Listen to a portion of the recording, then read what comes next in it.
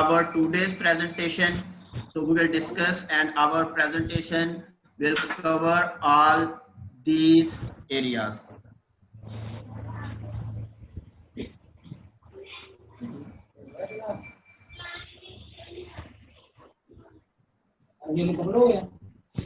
Learning outcomes.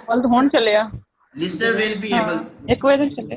Leicester जो हमारे यहाँ जो ये प्रेजेंटेशन जो है इसको अटेंड करने के बाद जो चीजें जो लिसनर हैं वो इस चीज को अंडरस्टैंड करने के काबिल होंगे कि जो बायोमैकेनिक्स की जो मेन ब्रांचेस हैं उसके बारे में इनकी जो एप्लीकेशन है और इनके बारे में जो इंफॉर्मेशन है वो जान सकेंगे। जैसा कि बायोमैकेनिक्स की एक ब्रांच एंथ्रोपोमेट्री है, उसकी स्पोर्ट्स में कैसे इम्प्लीमेंटेशन होती है, 2D 3D sports kinematic analysis है उसके बारे में है। अस्सलाम वालेकुम। काइनेटिक एनालिसिस, इलेक्ट्रोमायोग्राफिक, हेलो, मायोग्राफी है वो किस तरह से स्पोर्ट्स के लिए यूजफुल होगी, training effects on sports performance है, solution for sports related problem in Punjab and talent identification programme जो है वो किस तरह से आप उसको इम्प्लीमेंट कर सकते हैं, establish our sports talent and also sports team for the future sports.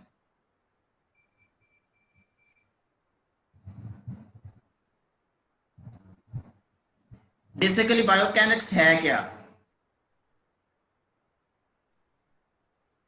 Biomechanics, according to the definition of different researchers, the term biomechanics combines bio and life. Bio means life and mechanics. कि हमारे यहाँ जो human body है, जो sports biomechanics है, इसकी biomechanics की बहुत सारी ब्रांचेस हैं। जैसे कि एनिमल बायोमैकेनिक्स है कि जस्ट उस पर भी उसकी इम्प्लीमेंटेशन होती है, प्लांट बायोमैकेनिक्स भी है।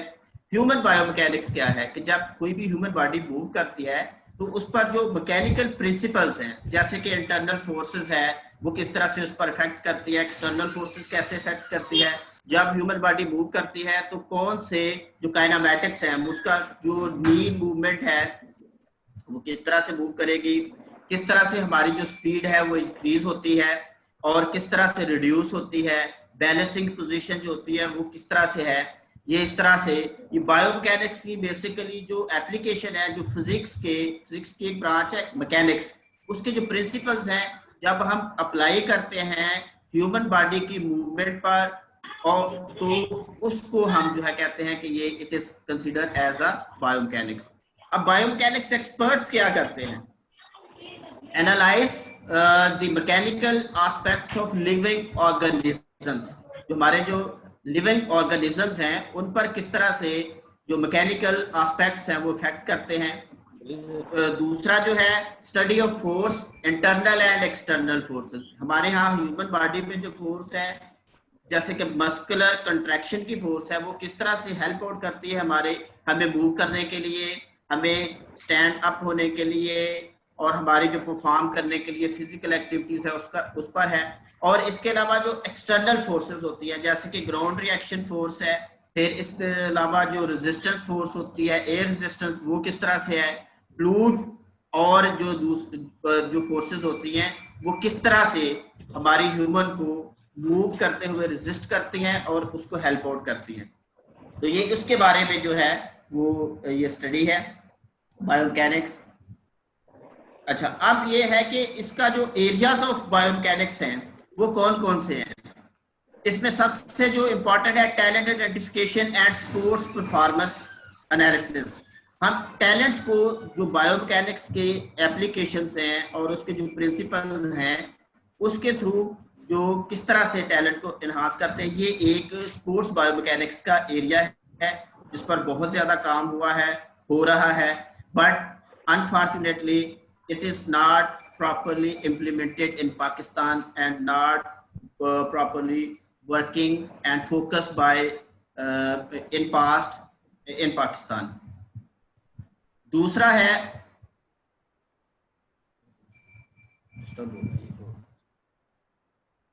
Anthropometric and motion analysis.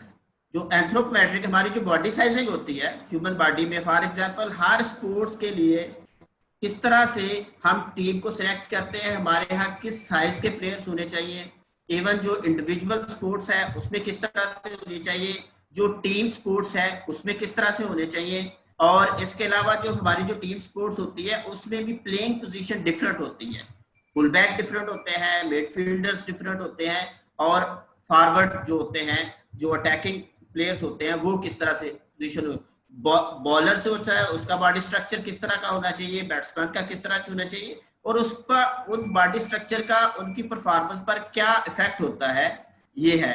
दूसरा है ये एंथ्रोपोमेट्रिक का रोल होता है स्पोर्ट्स में, रोल इन स्पोर्ट्स परफॉर्मेंस। दूसरा हम कहते हैं कि मोशन एनालिसिस। जब हम मूव करते हैं तो हमारी जो मस्कुलर जो स्केलेटल मूवमेंट होती है या बॉडी जब मूव करती है तो कौन से फ्लॉज होते हैं, जैसे फॉर एग्जांपल हमारी जो नी एक्सटेंशन होती है वो हाई है या लो है, हाई है तो उसका क्या फायदा होगा, हम उनकी जो वीडियो कैप्चरिंग के जरिए या किसी तरह से हम उनका डाटा करते हैं और कंपेयर करते हैं विद द बेटर एथलीट्स और डिस्कस बाय द रिसर्चर, कि उसको रिसर्च करके हम बताते हैं कि ये इसमें डिफिकल्टीज हैं, ये प्रॉब्लम्स हैं, इसको बेहतर किया जा सकता है to improve their performance. For example अगर उसकी जो नी एक्सटेंशन है, जो 100 मीटर एथलीट है, जिस तरह के इसमें है, इस पिक्चर्स में नजर आ रहा है सारे का सारा कि उसमें ये रिफ्लेक्टिव मार्कर्स होते हैं, ये आपको बताते हैं कि इसका एंगुलर पोजीशन जो आर्म्स है, नी है, एल्बो है, हिप है, ये किस तरह से है और किस तरह से होना चाहिए। अभी हम क्रिकेट के बारे में देखते हैं तो बहुत सारे लोगों ने देखा होगा कि हमारे जो बॉलर्स होते हैं, स्पिनर स्पेशली, उनका बॉलिंग एक्शन जो है सही है गलत है, ये एक डिबेट है। ऑस्ट्रेलिया में सबसे अच्छी लैब वेस्टर्न ऑस्ट्रेलिया में, वहां पर जाते हैं तो ये रिफ्लेक्टिव मार्कर्स हैं वो लगा के जो हमारे जो जॉइंट्स होते हैं, इसका भी एक मैनुअल है, उसके मुताबिक इसकी जो हम मेजरमेंट करते हैं कि उसका बॉलिंग एक्शन लीगल है इलीगल है, ये चीजें हैं। मगर हम परफॉर्मेंस एनहांसमेंट के लिए देखते हैं कि फ्लॉ कहाँ पर आ रहा है, उसकी बॉडी पोजीशन ठीक है, जब वो भाग रहा है तो उसकी स्ट्राइड कम और बढ़ती क्यों नहीं है, रिदम क्यों नहीं है, तो ये परफॉर्मेंस एनालिसिस होता है। थर्ड है prevention from injuries through corrective exercises. हम जो एक्सरसाइज करते हैं तो हम इस कौन सी एक्सरसाइज बेहतर करें कि बाज़ का हमारे यहाँ जो कुछ एक्सरसाइजेस बैन हो जाती हैं, कुछ उन पे फ्लॉज होते हैं जो कि हमें इंजरीज की तरफ लेके जाती हैं। हम जो रिसर्च के थ्रू फाइंड आउट करते हैं कि कौन सी एक्सरसाइजेस इफेक्टिव हैं, कौन सी इफेक्टिव नहीं है, उसके थ्रू जो है हम प्रिवेंट करते हैं फ्रॉम इंजरीज। इंजरी से एथलीट्स को भी बचाया जा सकता है और कार्बन को भी। Rehabilitation from injuries through appropriate movement. अगर कोई एथलीट इंजर्ड हो जाता है तो किस तरह की मूवमेंट होनी चाहिए कि उसका जो रिकवरी पीरियड है वो मिनिमम हो सके, ये रिहैबिलिटेशन प्रोसेस में भी हेल्प आउट करता है। और जो मेन चीज होती है designing new equipments to enhance the performance of athletes. अब स्पोर्ट्स में देख लें कि हमारे यहाँ जो आज से 80s में देख लें, प्लेयर्स के इक्विपमेंट्स डिफरेंट थे, जेवलिन जो था जो हम पार्टिसिपेट करते हैं वो डिफरेंट था, पोल वॉल्ट डिफरेंट था, कॉस्ट्यूम जो इवन 90s के प्लेयर्स की जो शर्ट होती थी क्रिकेट की, फुटबॉल की और प्लेयर्स की, हॉकी प्लेयर्स की, वो डिफरेंट थी, आज डिफरेंट है। क्यों? उस पर देखा जाता है कि जो हम कॉस्ट्यूम यूज कर रहे हैं उस पर एयर रेजिस्टेंस का क्या इफेक्ट है, जो हम शूज यूज कर रहे हैं उसमें किस तरह से परफॉर्मेंस बेहतर हो। फॉर एग्जांपल हम जो बड़ी बड़ी कंपनीज हैं उसका हम ब्रांड जैसे नाइकी है, एडिडास है, एसिक्स है, तो उसको हम देखते हैं कि वहां पर जाके वो कितना महंगा हमें शूज देते हैं। उसकी वजह ये होती है कि वो जो शूज डिजाइन किया जाता है वो बायोमेडिकल इंजीनियरिंग के कोई ना कोई इंजीनियर्स होते हैं, प्रोजेक्ट होता है, उसके बाद उसको डिजाइन करते हैं ताकि जब वो एथलीट मूव करे तो उस पर नी, हिप और जो बॉडी इंजरीज होती हैं जो कि कंप्रेशन की वजह से होती है वो कम से कम हो सके और उनकी परफॉर्मेंस बेहतर हो सके, तो उसके बाद वो डिजाइन करते हैं, इसीलिए वो ज्यादा पैसे भी चार्ज करते हैं इस चीज के। तो ये एक एरिया ऑफ है रिसर्च का जो स्पोर्ट्स बायोमैकेनिक्स पे इफेक्ट करते हैं। बायोमैकेनिक्स की बेसिकली जो ह्यूमन के रिलेटेड है वो बेसिक 2 ब्रांचेस हैं, एक क्लिनिकल बायोमैकेनिक्स है, एक स्पोर्ट्स बायोमैकेनिक्स है। क्लिनिकल बायोमैकेनिक्स में हम जो आमतौर पर आप कभी जो देखें नेशनल ज्योग्राफिक चैनल पे उसमें देखते हैं कि कॉन्ट्रैक्शन इंजरीज कैसे होती है। उस पर बहुत सारी वीडियोस भी बनी होती हैं, फोर्स अप्लाई करते हैं जैसे बॉक्सर्स हैं। फिर इसके अलावा जो डिजाइनिंग होती है, अगर कोई इंजर्ड हो जाता है तो उसके बाद जो आर्टिफिशियल जो लिम्स लगाते हैं, जो आर्टिफिशियल ह्यूमन बॉडी पार्ट्स बनाते हैं, वो क्लिनिकल बायोमैकेनिक्स की तरफ जाता है। स्पोर्ट्स बायोमैकेनिक्स में इक्विपमेंट डिजाइनिंग होती है और स्पोर्ट्स परफॉर्मेंस होती है, ये इस पर इम्प्लीमेंटेशन होती है।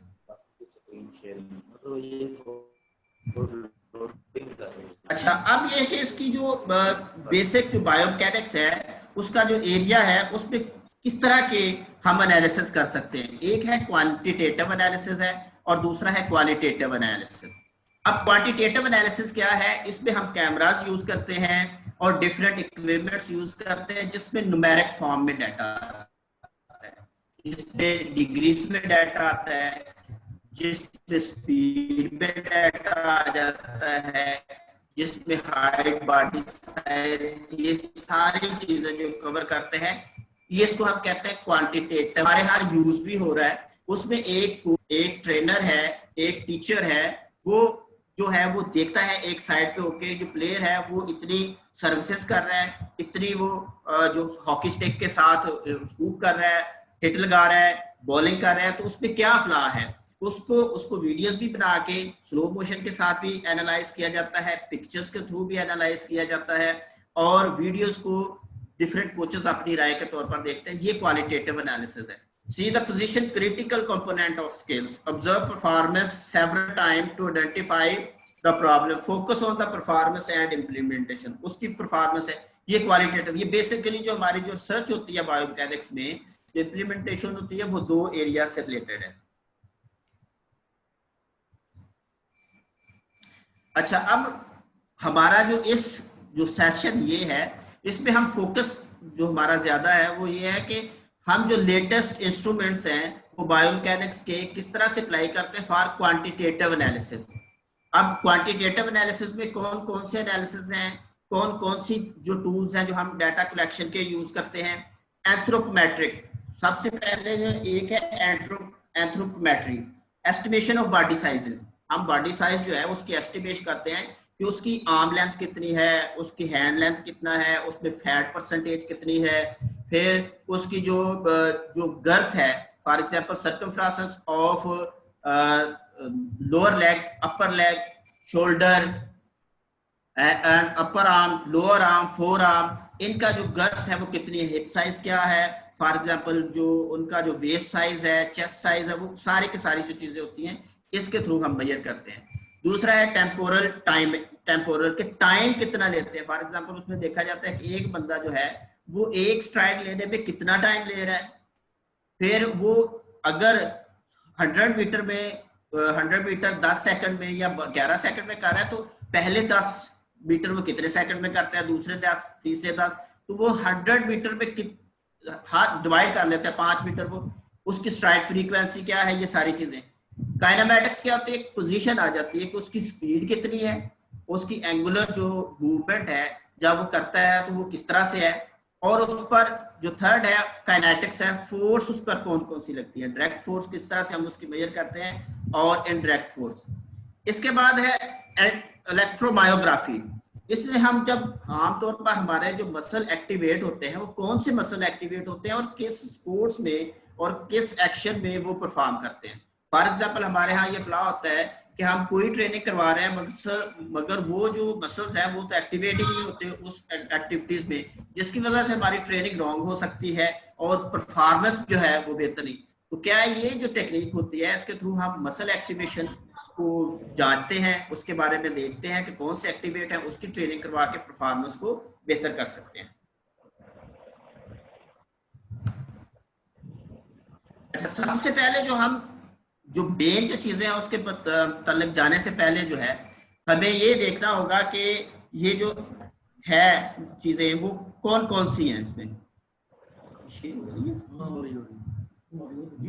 अच्छा बस ठीक। अच्छा, before looking specially at movement we first have to understand the description of human movement. हमारी जो ह्यूमन मूवमेंट है उसके बारे में हमें ये जानना, सबसे पहले ये चीज इंपॉर्टेंट है कि हमारी मूवमेंट क्या है, हमारे प्लान्स ऑफ मूवमेंट्स क्या है। हम फॉर एग्जांपल एक बंदे को मूव करता हुआ देखते हैं तो वो किस तरह से मूव करता है। फॉर एग्जांपल वो आगे पीछे जा रहा है तो उसकी फ्लेक्शन और एक्सटेंशन क्या है, साइड में मूव कर रहा है वो किस तरह से हो रहा है, और अगर उसके जो आर्म्स है फ्लेक्स हो रहे हैं तो वो एक्सेस कौन से हैं, उसकी आर्म पोजीशन क्या है, और उसकी स्टैटिक पोजीशन में फीट पोजीशन क्या है, और वो किस तरह से मूव कर रहा है। ये चीजें जो है वो इम्पोर्टेंट है। अच्छा, ये ह्यूमन बॉडी को 3 प्लान्स पे जो है वो हम डिवाइड करते हैं। ये एनाटॉमी वाले भी करते हैं, ये बेसिकली मेडिकल से रिलेटेड है।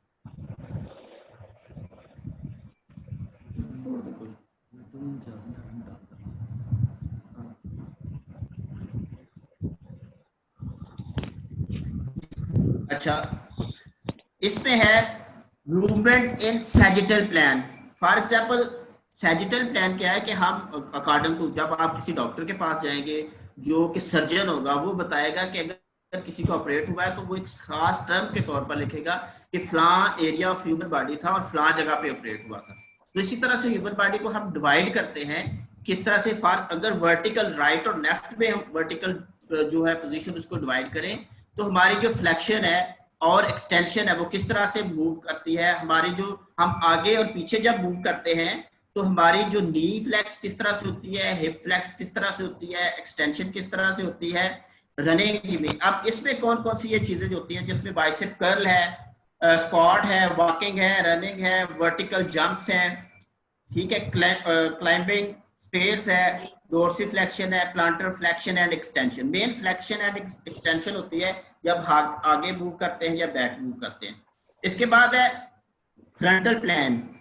इसमें जो मूवमेंट्स होती हैं वो किस तरह से होती हैं, adduction and abduction. For example हमारा साइड वाइज हम जब एक लेग को अपनी राइट साइड की तरफ लेके जाते हैं या लेफ्ट साइड की तरफ लेके जाते हैं तो अबडक्शन किस तरह से होती है, वो किस तरह से कितनी उसकी रेंज है, कहाँ तक मूव कर रहा है, और जब वो अपना दोबारा मिड लाइन की तरफ आता है तो किस तरह से है। ये साइड वाइज फ्लेक्शन है, हमारी जो ऊपर ट्रंक है, नेक है, इन्वर्जन है, ये इस तरह की मूवमेंट है। इसके बाद है मूवमेंट इन हॉरिजेंटल प्लान। अब हॉरिजेंटल प्लान में क्या मूवमेंट होती है, सुपिनेशन। फॉर एग्जांपल हमारी जो रोटेशन होती है, जब हम रोटेट करते हैं हॉरिजेंटल, फॉर एग्जांपल हमारी जो बॉडी इस तरह से मूव करती है इस तरफ राइट साइड पे, या जैसे फॉर एग्जांपल हम कह सकते हैं कि जब हम नमाज पढ़ते हुए इस्लाम लेते हैं तो इस तरह राइट या लेफ्ट पे किस तरह से मूव करती है। ये हॉरिजेंटल प्लान ऑफ मूवमेंट है, जिसमें हमारे जो शोल्डर हैं जो किस तरह से मूव करते हैं। जैसे हम डिस्कस थ्रो कर रहे होते हैं तो उस प्रकार वो किस तरह से हमारी जो रोटेशनल मूवमेंट होती है ये उससे रिलेटेड है।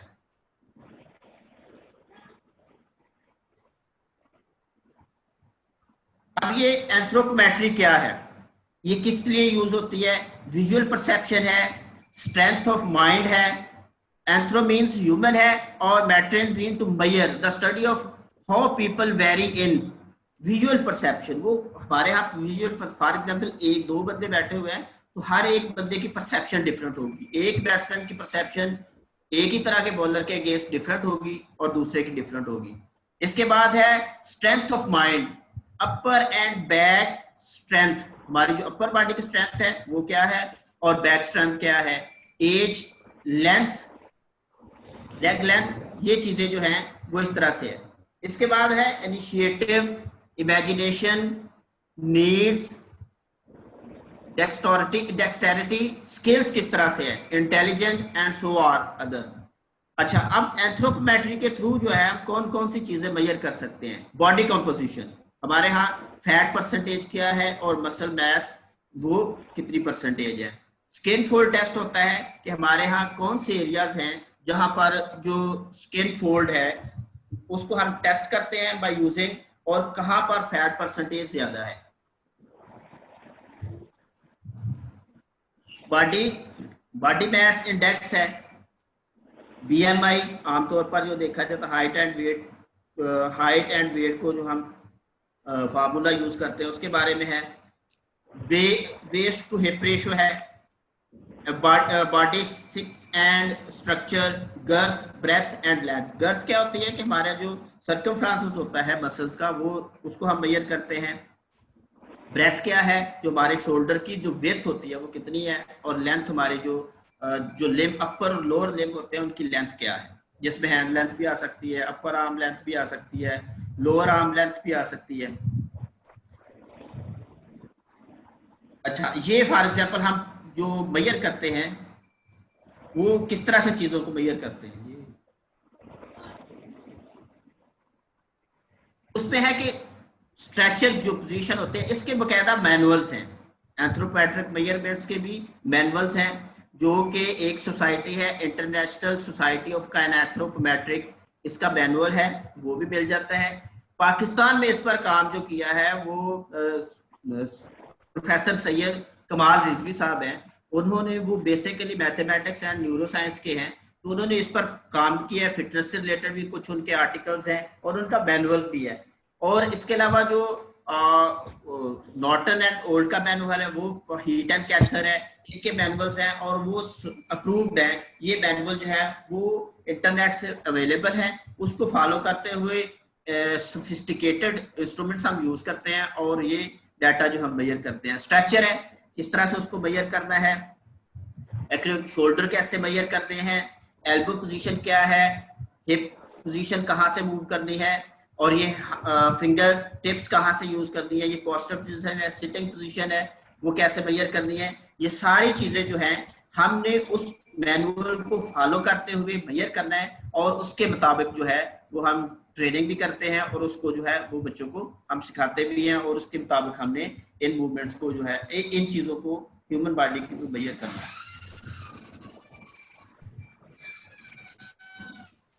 अब इसकी एप्लीकेशन जो है वो कहाँ पर अप्लाइड होती है। फिजिकल बॉडी साइज अब 2 डायमेंशनल है, 3 डायमेंशनल है, फंक्शनल है। फिर उसमें स्ट्रेंथ है, आइसोमेट्रिक है, डायनामिक्स है, आइसोटोनिक है, काइनेटिक है, ये इंटरनल इस तरह से है। अब बायोमैकेनिक इंटरनल प्रॉपर्टीज कौन सी है, सेगमेंटल मैश, हमारी जो बॉडी जो सेगमेंट्स होते हैं जिसमें फॉर एग्जांपल जो ह्यूमन बॉडी का अपर आर्म है उसके अपर आर्म है, ये भी एक सेगमेंट है। इसका बॉडी में इसका जो मैस इंडेक्स है वो क्या होना चाहिए, segment centre of gravity, centre of gravity की लोकेशन के लिए भी रिसर्च होती है।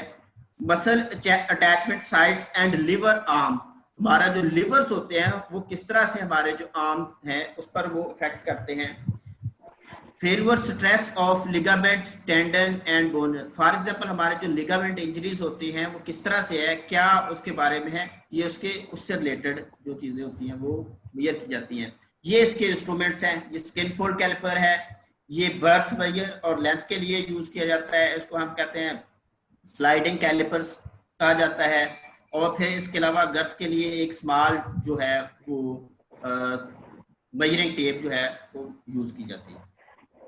ये प्रोसीजर है फॉर एंथ्रोपोमेट्रिक मेजरमेंट्स, तशरीफ है, मगर इसको पढ़ेंगे और प्रैक्टिस करेंगे तो इसके इस पर आती है। सबसे पहले ह्यूमन बॉडी की जो मार्किंग होती है वो किस तरह से हम मार्क करते हैं कि कौन सा एरिया जो है according to the manual, we should follow the manual, उसके मुताबिक है कि स्किन फोल्ड के लिए जब हम मेजर करते हैं तो कौन सा एरिया जो है वो वहां पर मार्क करते हैं। हमारी बॉडी जो है लेंथ के लिए कहाँ पर मार्क की जाती है, स्किन फोल्ड के लिए कौन कौन से एरिया से, और उसी को मेजर किया जाता है। ये देखें यहाँ पर एक ब्लैक सा निशान है, तो हमारी जो फैट परसेंटेज है एब्डोमिनल में वो कैसे मेजर की जाती है।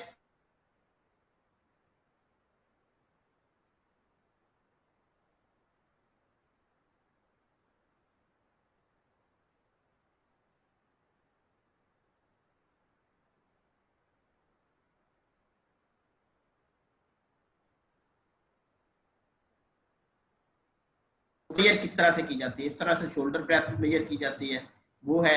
और ये जो पिक्चर्स है कि हैंड स्ट्रेंथ हम कैसे मेजर करते हैं, बॉडी वेट कैसे है, और सिटिंग हाइट किस तरह से हमने जो मेजर करनी होती है वो उसके मुताबिक उसको मेजर की जाता है। ये एक प्रॉपर प्रोसीजर है, उसके मुताबिक हमारे पास सोफिस्टिकेटेड और अप्रूव्ड इक्विपमेंट्स होंगे तो हम मेजर करते हैं इसको।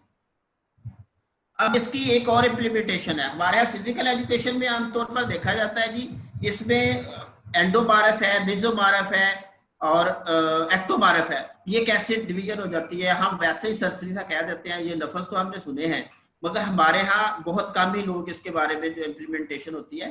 तो जो हम मेजर करते हैं एंथ्रोपोमेट्रिक, इसकी दूसरा एक एरिया है कि उसको हम हमारी ह्यूमन बॉडी को और ह्यूमन पॉपुलेशन को, प्लेयर्स को वो हम 3 हिस्सों में डिवाइड करते हैं according to the Sheldon theory.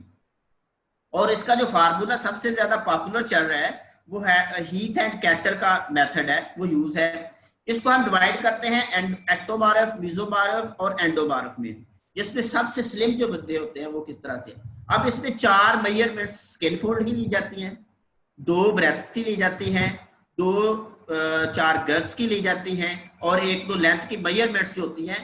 इसका एक स्मेटोटाइपिंग सॉफ्टवेयर भी अवेलेबल है, मगर आई थिंक वो फ्री अवेलेबल नहीं है, वी हैव टू परचेज। तो उसके मुताबिक जो है वो उसमें एंटर किया जाता है। अगर आपने मैनुअल करना है तो इनका चार्ट अवेलेबल है हीट एंड कैथर का। उसके मुताबिक इंडिविजुअल बंदे का जो है आप देखते हैं कि वो किस में फॉल करता है, वो मेसोमॉर्फ में आ जाता है, एक्टोमॉर्फ में आ जाता है। सॉफ्टवेयर का ये होता है कि ये जिस तरह से ये इन्होंने एक 2D चार्ट बनाया हुआ है त्रिकोण साइज का, उसमें आपकी बॉडी का जो जितने भी आप करते जाएंगे लोग, वो एक जो है उनकी रीडिंग भी देखता जाएगा और वहां पर जो है उसका डार्ट भी बनता जाएगा। आपकी पूरी जो पॉपुलेशन है या प्लेयर्स है उनकी बॉडी पोजीशन जो है उसके मुताबिक उसको डिवाइड कर दे के हाइट एंड वेट के हिसाब से उसका फेट परसेंटेज है वो मेसोमॉर्फ है, एंडोमॉर्फ है या एक्टोमॉर्फ है, ये उसके हिसाब से उसकी डिवीजन जो है वो हो जाती है। अच्छा, ये एक अमेरिकन में थोड़ी सी स्टडी हुई थी, मेल एंड फीमेल का उन्होंने डाटा जो है वो एनालाइज किया था, जिसके मुताबिक ये डिफरेंस जो है उन्होंने निकाला था कि मेल की हाइट और फीमेल में क्या डिफरेंस आ रहा है। ये एवरेज है, it is not exact, maybe it vary from area to area and population to population. Africa में डिफरेंट हो, पाकिस्तान में डिफरेंट हो, कि इसमें जो स्टैचर है, स्टैचर हाइट को कहते हैं, कि वो मेल में कितनी है, 86% है, 186 है मीटर के हिसाब से, और फीमेल में 137 सेंटीमीटर है। आई हाइट वो कितनी है, हाई हाइट कितनी है from the ground surface, forward reach कितनी है उसकी, हिप ब्रेथ क्या है और वेट डिफरेंस क्या है। ये इसके मुताबिक उन्होंने एक छोटा सा चार्ट है, जस्ट ओनली फॉर डेमो। ये पोजीशंस हैं कहाँ से हम जो उसको मेजर करते हैं। अच्छा, ये चीजें जो प्रीवियस था वो एंथ्रोपोमेट्रिक से रिलेटेड था। अब हम आ जाते हैं दूसरा जो हमारा जो मोशन एनालिसिस है उसके मतलब आ जाते हैं कि हम मोशन एनालिसिस किस तरह से करते हैं, उसकी कौन कौन सी टाइप्स हैं और कैसे हमने मेजर किया जाता है। टेम्पोरल एनालिसिस के हमने टाइम जो देखना होता है वो किस तरह से, फॉर एग्जांपल अगर हम 100 मीटर लगा रहे हैं या हम थ्रोज कर रहे हैं तो उसमें देखा जाता है कि एक एथलीट कितने सेकंड में, कितने टाइम ड्यूरेशन में वो थ्रो करता है। अब इसके लिए हम वीडियो एनालिसिस करते हैं जिसमें सिंपल सॉफ्टवेयर है वो यूज किए जाते हैं। Quantified duration of performance, race का टाइम कितना है। अगर फॉर एग्जांपल उसने 12 सेकंड में, 10 सेकंड में, 9 सेकंड में रेस की है तो स्प्लिट फॉर एग्जांपल उसने कितने टाइम में, पहले 10 मीटर उसने कितने में किए, दूसरे 10 मीटर कितने में किए, तीसरे में। अब इसको हम यूज करते हुए हम देखते हैं कि कौन सी परफॉर्मेंस अगर वो कम हो रही है उसकी तो किस स्टेज पे, क्या वो स्टार्ट उसने लिया था, स्टार्ट उसका ठीक था, उसने पहले 10 सेकंड में कितना सफर किया, उसकी स्ट्राइड लेंथ कितनी थी और स्ट्राइड फ्रीक्वेंसी कितनी थी, दूसरे 10 में कितना किया, तीसरे में, चौथे में, पांचवें में, छठे में, आठवें में, 9वें में और 10 मीटर्स में उसका कहां पर। हमारे यहाँ ये चीज मे भी पहले हुई हो या ना हुई हो, I don't know about this, मगर मैंने को अभी तक इसका ना तो कोई रिसर्च पढ़ी है ना कोई मैंने डाटा देखा है कि हमारे यहाँ जो प्लेयर्स है वो फ्ला कहाँ पर आ रहा है, 10 मीटर के बाद आ रहा है, पहले 10 मीटर के बाद आ रहा है, फिर 20 मीटर बाद आ रहा है, 30 मीटर। ये इसके मतलब जो है वो हमें एक वीडियो एनालिसिस के थ्रू हमें डाटा प्रोवाइड मिलता है। अच्छा, इसके अलावा इसके इंस्ट्रूमेंट्स कौन कौन से यूज होते हैं, सिंपल स्टॉपवॉच है, इलेक्ट्रॉनिक टाइम है, टाइम गेट्स है, फ्रेम वीडियो हम उसकी रिकॉर्ड करते हैं तो वो फ्रेम बाय फ्रेम जो हम देखते हैं उसके मुताबिक पहले फ्रेम में क्या था, दूसरे में क्या था। अब जब हम कोई भी कैमरा जब हम लेते हैं तो उसमें कैमरे में आमतौर पर जो हमारे मोबाइल कैमराज होते हैं उसमें जो एक साइज होता है उसमें basically vertical and horizontal lines होती हैं, जिसमें हम देखते हैं जी 1080 का या 920 का या उससे आगे भी अब जो लेटेस्ट आ रहा है उसमें पिक्चर्स की क्वालिटी नजर आती है। मगर जो फ्रेम रेट होता है हमारे कैमरे का मोस्टली वो 30 फ्रेम पर सेकंड होता है। जो लेटेस्ट कैमरास होते हैं उसमें सोनी वालों का 60 है, 120 भी आ गया है।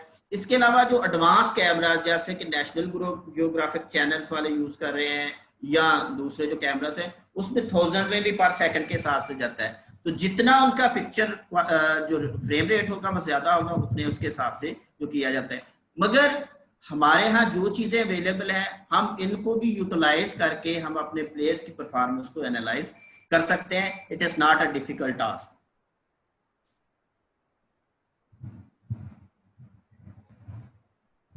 अच्छा, ये है सिंपल काइनेमैटिक एनालिसिस। कौन सी है? इसमें देखा जाता है जी हम सिंपल जो है वो यूज करते हैं जिसमें गायनोमीटर है, मेजरिंग टेप्स है और ये दूसरे जो है रेडार गन है वो हम यूज करते हैं, जिसमें लीनियर डिस्प्लेसमेंट है, लीनियर डायरेक्शन है, पॉइंट टू पॉइंट है, लीनियर पोजीशन है, डिस्प्लेसमेंट, वेलोसिटी है। ये चीजें जो है हम इन गैजेट्स को यूज करते हुए मेजर कर सकते हैं। Angular orientation of joint from point two point है कि पहले जॉइंट की पोजीशन क्या थी, फिर दूसरे में, तीसरे पोजीशन में, इनिशिएशन। अब हम जो ह्यूमन बॉडी की जब मूवमेंट होती है तो उनको एक्शन को हम तकरीबन फेजेस में डिवाइड कर लेते हैं। स्टांस फेज कौन सा है, इनिशियल फेज कौन सा है, प्रिपरेटरी फेज कौन सा है, फिर एक्शन कॉन्ट्रैक्शन फेज कौन सा है। ये डिफरेंट स्किल्स के हिसाब से डिफरेंट होता है। तो उसमें जो हमारी जो पोजीशन होती है, स्ट्राइक पोजीशन क्या हो जाती है, पाँव के साथ कितना फासला है, हमारी जो एंगुलर पोजीशन होती है नी की और फिर एल्बो जॉइंट की वो किस तरह से, ये सारी चीजें जो है हम इन गैजेट्स को यूज करते हुए जो है वो मेजर कर सकते हैं। बल्कि बिफोर एंड कैरिंग एंगल जो होता है हमारे यहाँ आमतौर पर जो लोगों की जो आर्म होती है उसमें कर्व होती है हिप जॉइंट से, वो कैसे है और उसका स्पोर्ट्स पर क्या इफेक्ट है, ये चीजें भी हम यूज कर सकते हैं। अच्छा, अब ये सिंपल है जिसमें हम मोस्टली जो 2D एनालिसिस के लिए जो यूज करते हैं।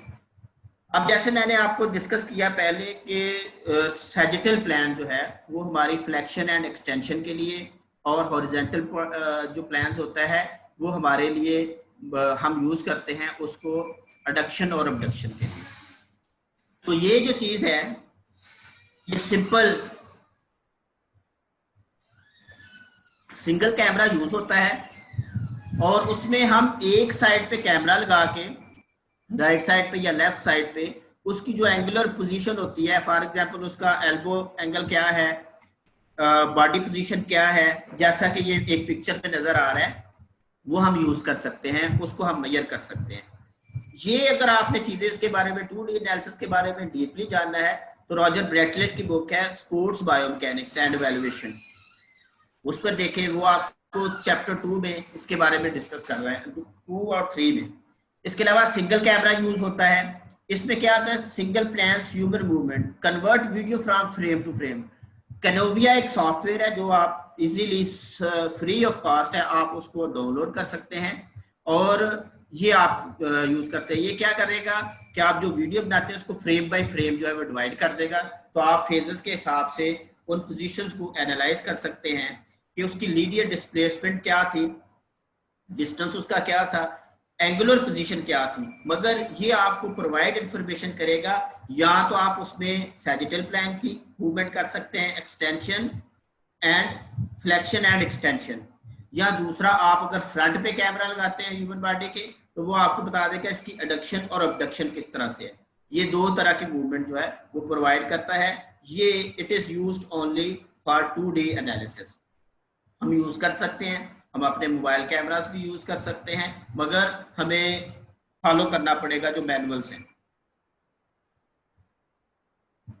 अच्छा, ये एक इससे थोड़ा सा एडवांस सिस्टम है जो मैंने अपने PhD स्टडी के दौरान जो यूज किया था। मेरे PhD का जो टॉपिक था वो काइनेमैटिक जो एनालिसिस है वो पुल शॉट पे था, क्रिकेट पुल शॉट पे। इस पे पहले स्टडी नहीं हुई थी, तो फ्रंट फुट शॉट पे और बैक फुट शॉट पे हुई थी, तो इसलिए मुझे मौका मिला तो मैंने स्टडी की। बेसिक हमारा इस स्टडी का एम था कि हमने जो एक क्वालिटेटिवली जो हमारे जो कोचेस हैं उन्होंने जो डिस्क्राइब किया है कि किस तरह से बैटिंग के लिए, पुल शॉट के लिए बैट्समैन मूव करते हैं, जैसे बड़े बड़े जो क्रिकेट के टाइकॉन्स हैं, जैसे सर ब्रैडमैन है, उनकी बुक है द आर्ट ऑफ क्रिकेट, उसमें भी डिस्क्रिप्शन है। फिर इसके अलावा एक किताब है, बहुत सारी बुक्स हैं जिसमें इसके बारे में, कोचिंग बुक्स हैं जिसमें उसके बारे में डिस्क्रिप्शन है कि पुल शॉट कैसे खेला जाता है। जो लेटेस्ट बुक है वो नोक ने पब्लिश किया है, उसका नाम है the art and science of Bob Woolmer's cricket. जब बॉब वुलबर की डेथ हुई थी तो उसके बाद उसने किया था। तो इस स्टडीज के थ्रू हमने क्वांटिफिकेशन की है कि जो क्वालिटेटिवली उन्होंने डिस्क्राइब किया है पुल शॉट को, हमने किस तरह से उसको किया है। तो अच्छा, ये दूसरी जो स्टडीज होती हैं उसमें भी अप्लाई हो सकता है। ये एरियल परफॉर्मेंस एनालिसिस एक कंपनी है, इसमें अगर इसका सॉफ्टवेयर डाउनलोड करें तो ये 25 फ्रेम तक आपको एनालिसिस दे सकता है। इसके लिए डिफरेंट जो गैजेट होती हैं वो यूज किए जाते हैं। अच्छा, अब ये ऑलमोस्ट 3D का डाटा प्रोवाइड करता है। इसमें 3D के लिए जो सिंपल 3D होती है, इसमें 2 कैमरास यूज होते हैं और उसमें 2 एक ही उनको सिंक्रोनाइज करते हैं और उसके मुताबिक उनको एनालाइज करते हैं। तो ये जो लास्ट पिक्चर है इस सॉफ्टवेयर के थ्रू, अब ये देखें इसका फ्रंट और साइड व्यू आ रहा है, 2 कैमरास का व्यू जो है वो ये सॉफ्टवेयर इस पूरी मूवमेंट, जो ये पुल शॉट की मूवमेंट है, उसको इसने फिगर्स में कन्वर्ट कर दिया है और वो आपको डाटा प्रोवाइड कर सकता है कि बैटिंग की पोजीशन कैसे मूव होके और किस तरह से जाके वो फॉलो थ्रू पे एंड हो रही है, बॉडी पोजीशन, एंगुलर पोजीशन ये किस तरह से थी। अच्छा, इसमें कौन कौन सी चीजें हमें मिलती हैं, कौन कौन सा डाटा मिलता है इसमें? स्ट्राइड लेंथ मिल जाती है और स्ट्राइड फ्रीक्वेंसी मिल जाती है, रेंज ऑफ मोशन मिल जाती है, distance and speed of the thrown object. ये डिस्टेंस और स्पीड जो है, फॉर एग्जांपल इसमें हम बॉल स्पीड भी मेजर कर सकते हैं, बैट स्पीड भी मेजर कर सकते हैं, स्ट्राइड स्पीड भी मेजर कर सकते हैं, स्ट्राइड टाइम भी मेजर कर सकते हैं। ये फिर इसके अलावा ट्रैजेक्टरी एंड काइनेमैटिक्स। ट्रैजेक्टरी, हम कोई भी चीज मूव करते हैं, फॉर एग्जांपल ये देखिए, ये जो बैट मूवमेंट है ये भी एक तरह से इसकी ट्रैजेक्टरी है कि कैसे एक वे ऑफ मूवमेंट में बैट मूव कर रहा है, कैसे बॉल मूव कर रही है। तो ये जो है हमें इंफॉर्मेशन प्रोवाइड करता है। Linear and angular kinematics of segment and joints. अब हमारा जो फॉर एग्जांपल हिप, जो फॉर एग्जांपल नी है या टो है, ये कैसे आगे और पीछे मूव कर रही है और क्या उनमें एंगुलर पोजीशंस होती है फ्रॉम फेस टू फेस। मतलब कि स्टांस पे कौन सा स्टांस एक फेज है, फिर बैक लिफ्ट का एक फेज होगा, फिर बैक फुट स्ट्राइक का एक फेज होगा, फिर आगे बैक की डाउन स्विंग का एक फेज होगा। तो उसमें किस तरह से ये मूव करती है, तो हम इसको उसके हिसाब से जो है वो ये हमें एंगुलर पोजीशन और लीनियर मूवमेंट है वो ये डाटा जो है प्रोवाइड करता है। अच्छा, ये जो लेटेस्ट सिस्टम है आजकल जो हमारे यहाँ पाकिस्तान क्रिकेट बोर्ड वालों के पास है, तो उसमें कैमरास मल्टीपल, मिनिमम 4 कैमरास इसमें यूज होते हैं और इसमें बेसिक जो मूवमेंट होती है वो इसको हम एनिमेशंस भी कंसिडर किया जाता है। हमारे जो क्रिकेट बॉलर्स जाते हैं वो इन्हीं के थ्रू अपनी बॉलिंग एक्शन का जो है वो डाटा जो है वो कलेक्ट करवा के और अपना बॉलिंग एक्शन लीगल इनलीगल के बारे में जो है वो राय वो इन्हीं सॉफ्टवेयर और इन्हीं टूल्स के तहत वो क्लियर किया जाता है कि इनका बॉलिंग एक्शन लीगल है या इलीगल है। ये एल्बो एंगल्स है के बारे में है। अच्छा, इसमें जो ज्यादातर होते हैं इसमें रिफ्लेक्टिव मार्कर्स होते हैं जो हमारे यहाँ जो बॉडी पे लगाए जाते हैं, और इसका जो वाइकॉन सिस्टम है और क्वालिसिस है, वाइकॉन है और 5-7 कंपनीज हैं जो है। पाकिस्तान में वाइकॉन का है और इस रीजन में वाइकॉन वालों का सिस्टम जो है वो यूज होता है, उसको यूज किया जाता है फॉर द काइनेमैटिक एनालिसिस। अच्छा, इसमें जो मिनिमम 4 कैमरास हैं ये सारा फिगर उसमें आ जाता है, और इसके अलावा ये आपको बताता है कि आपकी किस तरह से मूव, थोड़ा सा कॉम्प्लिकेटेड सिस्टम है, कॉम्प्लेक्स है, और हमारे यहाँ पर जो है वो अवेलेबल है। इसमें इंफ्रारेड कैमरास होते हैं, रिफ्लेक्टिव मार्कर ये मेन चीज होती है, वो आपको खास एंगल के तहत आपको बताते हैं। मगर इसमें सबसे जो इम्पोर्टेंट इशू होता है, जब हमारे यहाँ सईद अजमल का बॉलिंग एक्शन इलीगल हुआ था तो पाकिस्तान में एक्सपर्टीज ना होने की वजह से उसको चैलेंज नहीं किया गया। मगर ऑस्ट्रेलिया के डॉक्टर जैकलिन है जो कि हेड ऑफ द डिपार्टमेंट है वेस्टर्न ऑस्ट्रेलिया यूनिवर्सिटी में, तो उनका उसके बाद एक न्यूज़पेपर आर्टिकल आया था और उन्होंने चैलेंज किया था, क्योंकि ये एनालाइज किया था चेन्नई मद्रास जो है वहां पर एक इंस्टीट्यूट था, उन्होंने एनालाइज किया था बॉलिंग एक्शन। और उससे साल पहले या 2 साल पहले वेस्टर्न ऑस्ट्रेलिया जो लैब है दुनिया में सबसे पॉपुलर मोशन एनालिसिस की, उन्होंने बॉलिंग एक्शन क्लियर किया था। अब उसमें ये लीगल होता है कि जो ये बॉडी रिफ्लेक्टिव मार्कर से लगाए जाते हैं उस पर बड़े सेंसिटिव होते हैं, अगर वो थोड़ा सा भी आगे पीछे लगाया जाए तो उसका बॉलिंग एक्शन जो होता है लीगल इलीगल पर इशू होते हैं। तो उसका जो क्रिटिसाइज था डॉक्टर जैकलिन का, वो रिफ्लेक्टिव मार्कर और उसकी रिलायबिलिटी और उसकी जो बंदे ने उसको यूज किया उसकी एक्सपर्टी को चैलेंज किया गया। तो ये हमारे यहाँ अवेलेबल है और maybe Aga Khan university में भी जो है वो ये अवेलेबल हो, मगर पाकिस्तान स्पोर्ट्स बोर्ड वाले के पास है जो कि लम्स के कोलैबोरेशन से चलाया जा रहा है।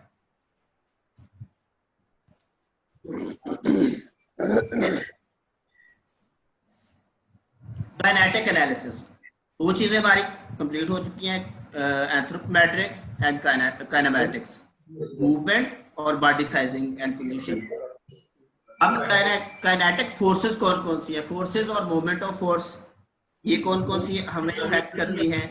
Impulse and momentum, linear and angular जो मूवमेंट होती है उसमें किस तरह से फोर्स अफेक्ट करती है। Mechanical energies, work of force and movement, power, ये चीजें पार्ट्स हैं, ये चीजें जो है वो इसके बारे में हम ये स्लाइड्स चंद है जो डिस्कस की जाएंगी। अब हमारी जो बॉडी होती है इस पे कौन कौन सी फोर्सेस जो है इफेक्ट कर रही होती है। शुरू में हमने डिस्कस किया इंटरनल और एक्सटर्नल। एक्सटर्नल फोर्सेस कौन सी हैं, ग्राउंड रिएक्शन फोर्स है। अब हम सुनते आ रहे हैं जो ग्राउंड रिएक्शन फोर्स है हम पर इफेक्ट करती है, हम इसको कैसे मेजर करेंगे। फिर है force apply to the other object और अ पर्सन, कि हम किसी को पुश करते हैं या किसी को कोई भी चीज ऑब्जेक्ट इफेक्ट करती है तो वो फोर्स है। फ्लूइड फोर्स, जब हम मूव करते हैं स्विमिंग के लिए या हम भागते हैं तो उसमें हमें एयर रेजिस्टेंस इफेक्ट करती है। इम्पैक्ट फोर्स, इंटरनल फोर्सेस कौन कौन सी हैं, मसल फोर्स है, strength and power.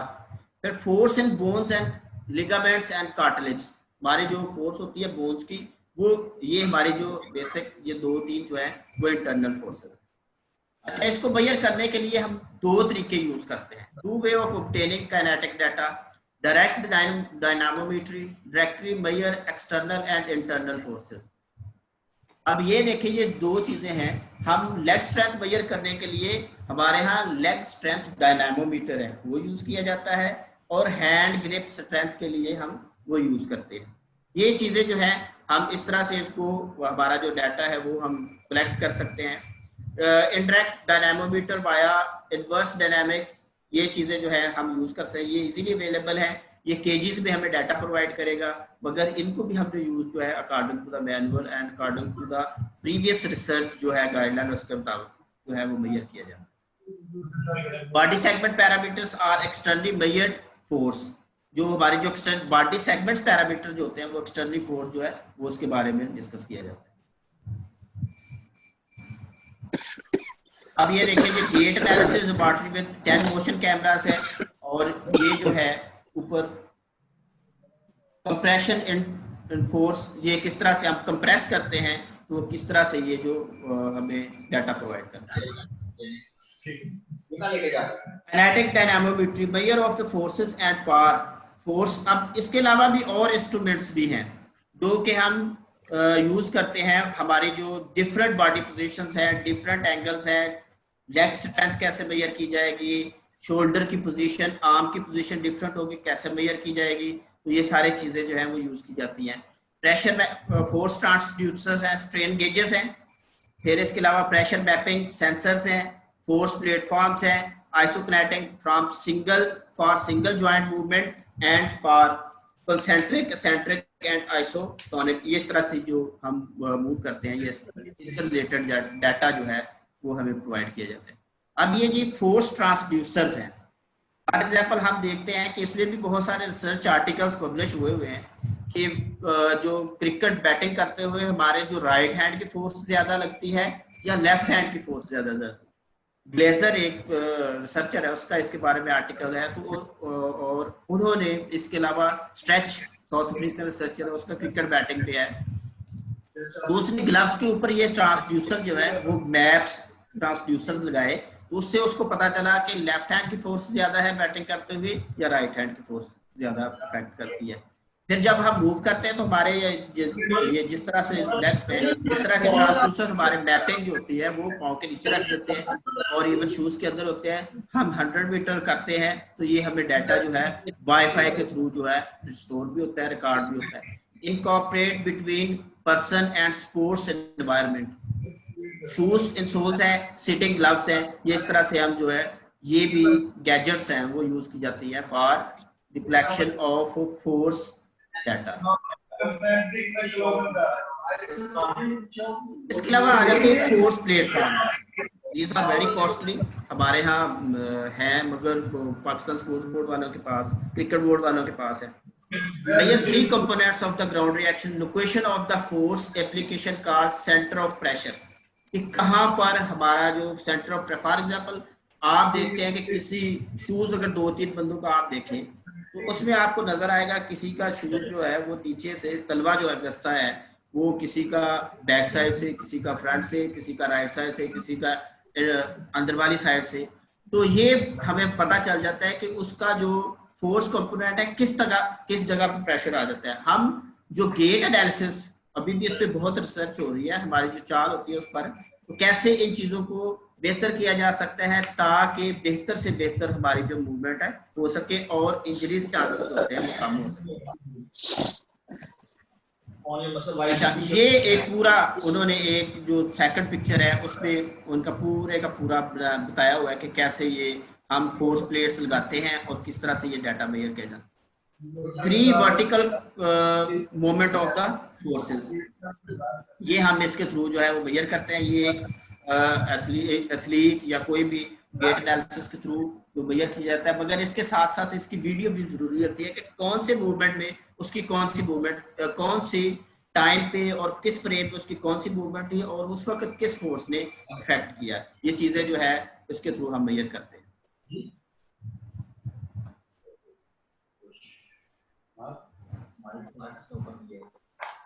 For example ये जो हम फोर्स प्लेटफॉर्म्स यूज करते हैं, फोर्स प्लेट्स, उसके तहत किस तरह से मूव करते हैं। फॉर एग्जाम्पल इस फ्रेम में देखें कि एक जो एथलीट है वो डाउनवर्ड मूव कर रहा है, तो उसकी फोर्स जो है वो कितनी इफेक्ट कर रही है और कहां से, वर्टिकल अपवर्ड मूव करती है ना, तो कौन सी पोजीशन में कितनी फोर्स है ये आपको डाटा प्रोवाइड हो जाता है। और जब वो एथलीट बैठता है फिर मूव करता है तो अकॉर्डिंग टू द फ्रेम जो है वो हमें ये डाटा प्रोवाइड किया जाता है। Concentric contraction of muscle is the shortness producing motion and does positive work. Eccentric contraction of muscle in lengthens, slowing and stopping motion and does negative work.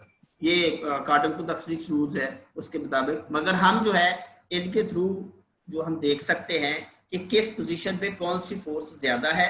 अगर body position इंसान की और athlete की सही नहीं होगी तो उसकी जो मूवमेंट है और उसका जो डाटा है और उसकी जो फोर्स डायरेक्शन है वो डिफरेंट होगी। ये वर्टिकल डायरेक्टली अपवर्ड की बजाय ये थोड़ा सा डाइवर्ट कर जाएगी।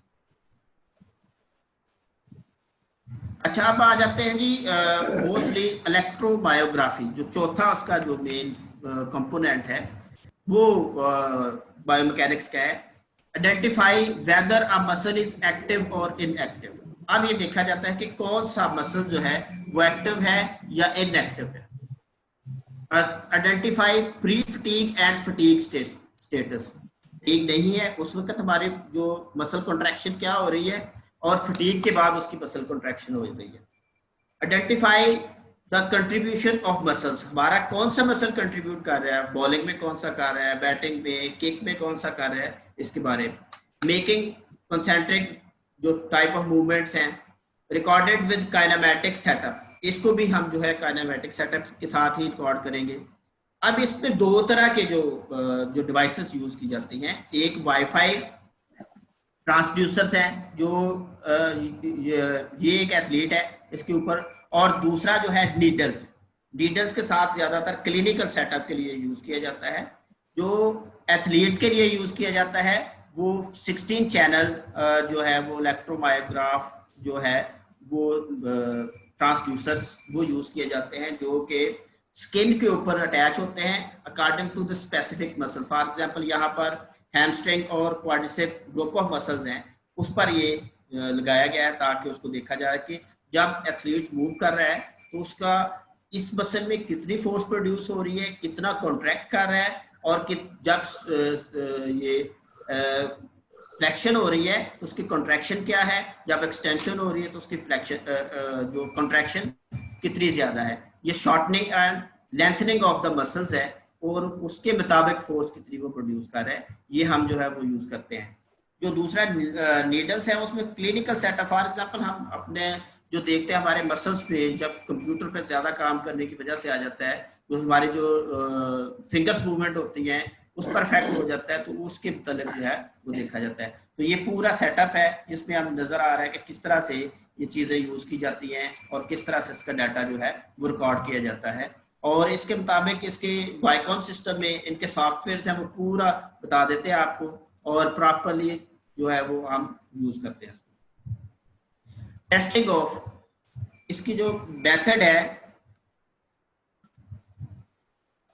This method compare muscle to muscle and person to person. इस मेथड के थ्रू हम जो देखते हैं कि हमारा मसल टू मसल हम कंपेयर कर सकते हैं, पर्सन टू पर्सन जो है वो हम अपना डाटा लेके मेजर कर सकते हैं कि किस पर्सन की परफॉर्मेंस क्यों बेहतर है, कैसे। फॉर एग्जांपल एक बंदे ने ट्रेनिंग ज्यादा की है तो उसकी मसल स्ट्रेंथ ज्यादा होगी, एक ने कम की है उसकी मसल स्ट्रेंथ ज्यादा होगी, एक का वेट ज्यादा है उसकी मसल स्ट्रेंथ डिफरेंट होगी, एक का वेट कम है एक की हाइट ज्यादा है, तो इस पर भी जो है वो डिफरेंट इफेक्ट होगा, उसके मुताबिक हम इसको करते हैं।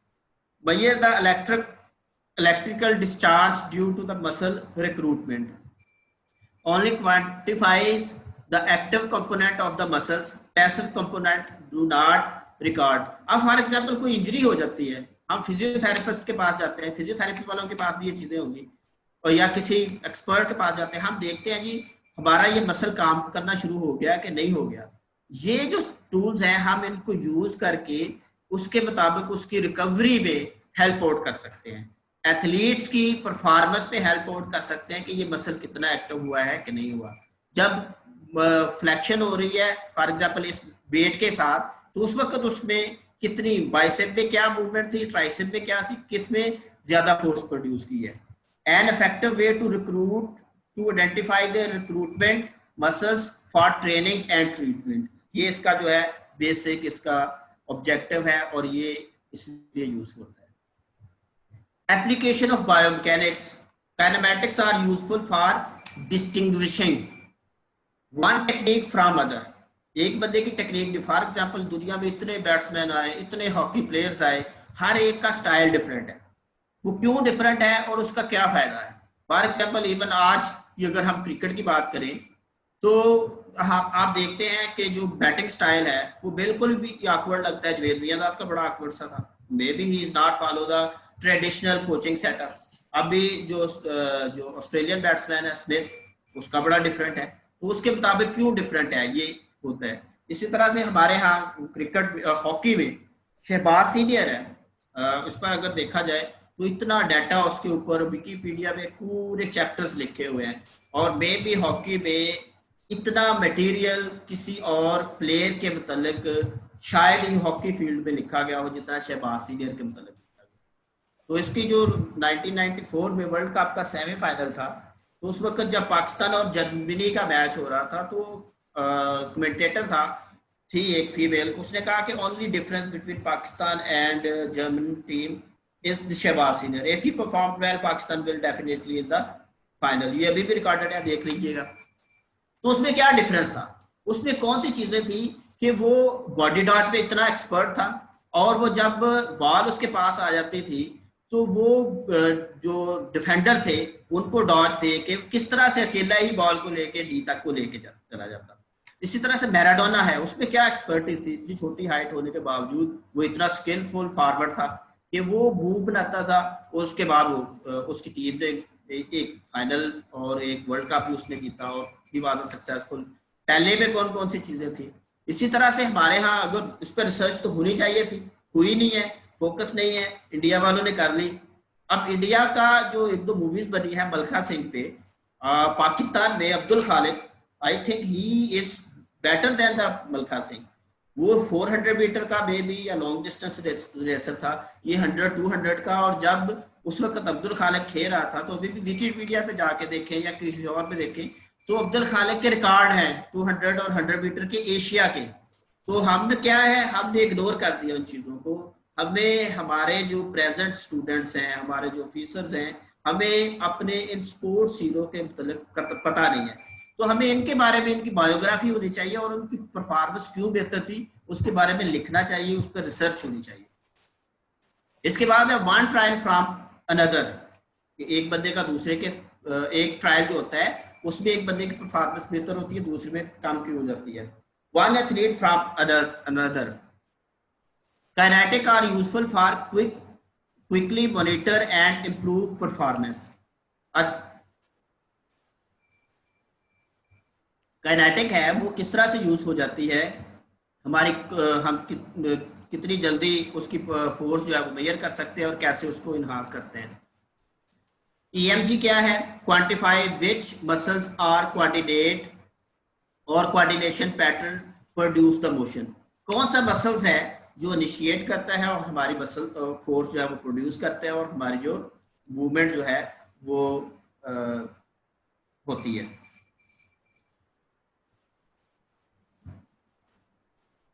अच्छा, ये फ्लॉज हैं। अब देखें कि ये बायोमैकेनिक्स का रोल है, पूरी चीजें आपने देख ली, उसमें आपको पता चल गया कि प्लेयर्स में खामियां कहाँ पर। फॉर एग्जांपल एक ये देखें कि ये गैजेट्स हम यूज करते हैं by the information of data, कि ये प्लेयर है जब वो स्विंग करता है तो उसकी चॉकिंग मूवमेंट होती है, उसकी जो हिप रोटेशन होती है बेसबॉल में वो ठीक नहीं है, उसको हम यूज करके जो है वो देख सकते हैं। फिर इसके अलावा जो वॉलीबॉल है, ये देखें वॉलीबॉल में साइड वाइज है, जब वो रिसीव कर रही है बॉल परसेप्शन के टाइम तो उसकी मूवमेंट ठीक थी, हिप बैलेंस नहीं था, उसके मुतालिक हम कर सकते हैं। ट्रेनिंग किस तरह से की जाती है, टेनिस में ट्रेनिंग किस तरह से की जाती है, फिर बच्चों को आपने कैसे ट्रेन करना है, तो ये सारी इंफॉर्मेशन आपके पास होगी तो फिर आप उसको अप्लाई करेंगे और अपने एथलीट्स को ट्रेन करेंगे जो कि इंटरनेशनल स्टैंडर्ड कंपटीशन में जाके परफॉर्म कर सकेंगे और उनको compete कर सकेंगे। अब ये दौर चला गया, ये 90s के बाद, ऑलमोस्ट 90s के बाद जो है ऑलमोस्ट प्रोफेशनलिज्म है। हम अभी भी ढूंढते फिरते हैं कि एथलीट हमारे पास आ जाए, हम एसी वाले कमरे में बैठ के एक एथलीट को ट्रेन करके और उसके साथ बाहर का टूर लगा दें। No, we have to move. अभी देखें कि जो एक लेफ्ट आर्म बॉलर है शॉन बॉन्ड था न्यूजीलैंड का, तो अभी मेरा ख्याल उसका नाम मेरे ज़हन से निकल गया, जो वर्ल्ड कप में सबसे ज्यादा और फास्ट बॉलर भी है। तो उन्होंने एक स्कूल से तलाश किया और तकरीबन 12, 13 या 14 साल की उम्र उसको ट्रेन करते करते वो प्रोफेशनल उसको ले गया। आपको भी ढूंढने पड़ेंगे, आपको भी स्कूल में जाना पड़ेगा, इतना डाटा पड़ा हुआ है, इतने प्लेयर पड़े हुए हैं, बट वी आर इग्नोरिंग। हम क्या कर रहे हैं, एक साल में एक कंपटीशन करवा दिया लाहौर में और सारी दुनिया को इकट्ठा करके, ना होटलों में जगह ना किसी जगह, और फिर कहते हैं जी हमारी स्पोर्ट्स अपलिफ्ट नहीं हो रही। आपको गांव में और तहसील लेवल पे और छोटे स्कूल में भी जाना पड़ेगा इन चीज़ों को और अपने टैलेंट को आइडेंटिफाई करने के लिए। सो ये हमारा था उसकी एप्लीकेशन और आइडेंटिफिकेशन। अब जो मेरी एक अपनी पर्सनल परसेप्शन है, I have 14 years teaching experience in university level. I am teaching in Islamia University from 2006, and I observe sports competition at university level, college level, inter-board, as well as district level। तो उसमें बहुत सारे competitions होते हैं, वो देखते भी रहे हैं, तो उसमें अपनी जो बाहर की रिसर्च है उसके मुतालिक पढ़ते भी हैं।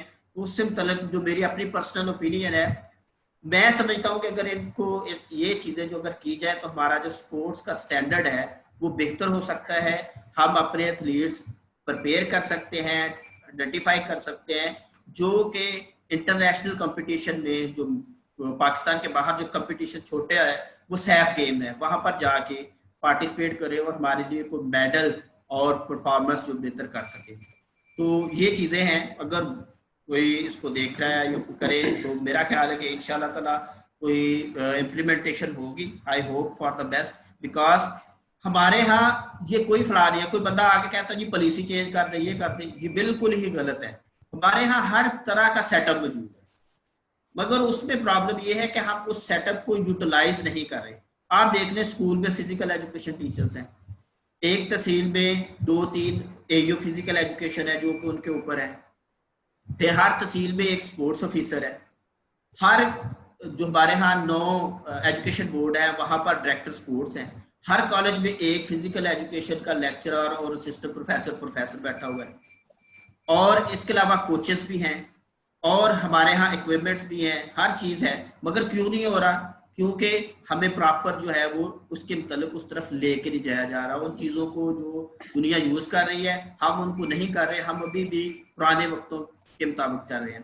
तो हमारे यहाँ ये सारा सेटअप मौजूद है, स्पोर्ट्स ऑफिस, स्कूल्स एंड उसमें फ्ला क्या है कि हम अभी आप देख लें, अभी मेरा ख्याल चैलेंज है, शायद किसी को कबूल करे या ना करे।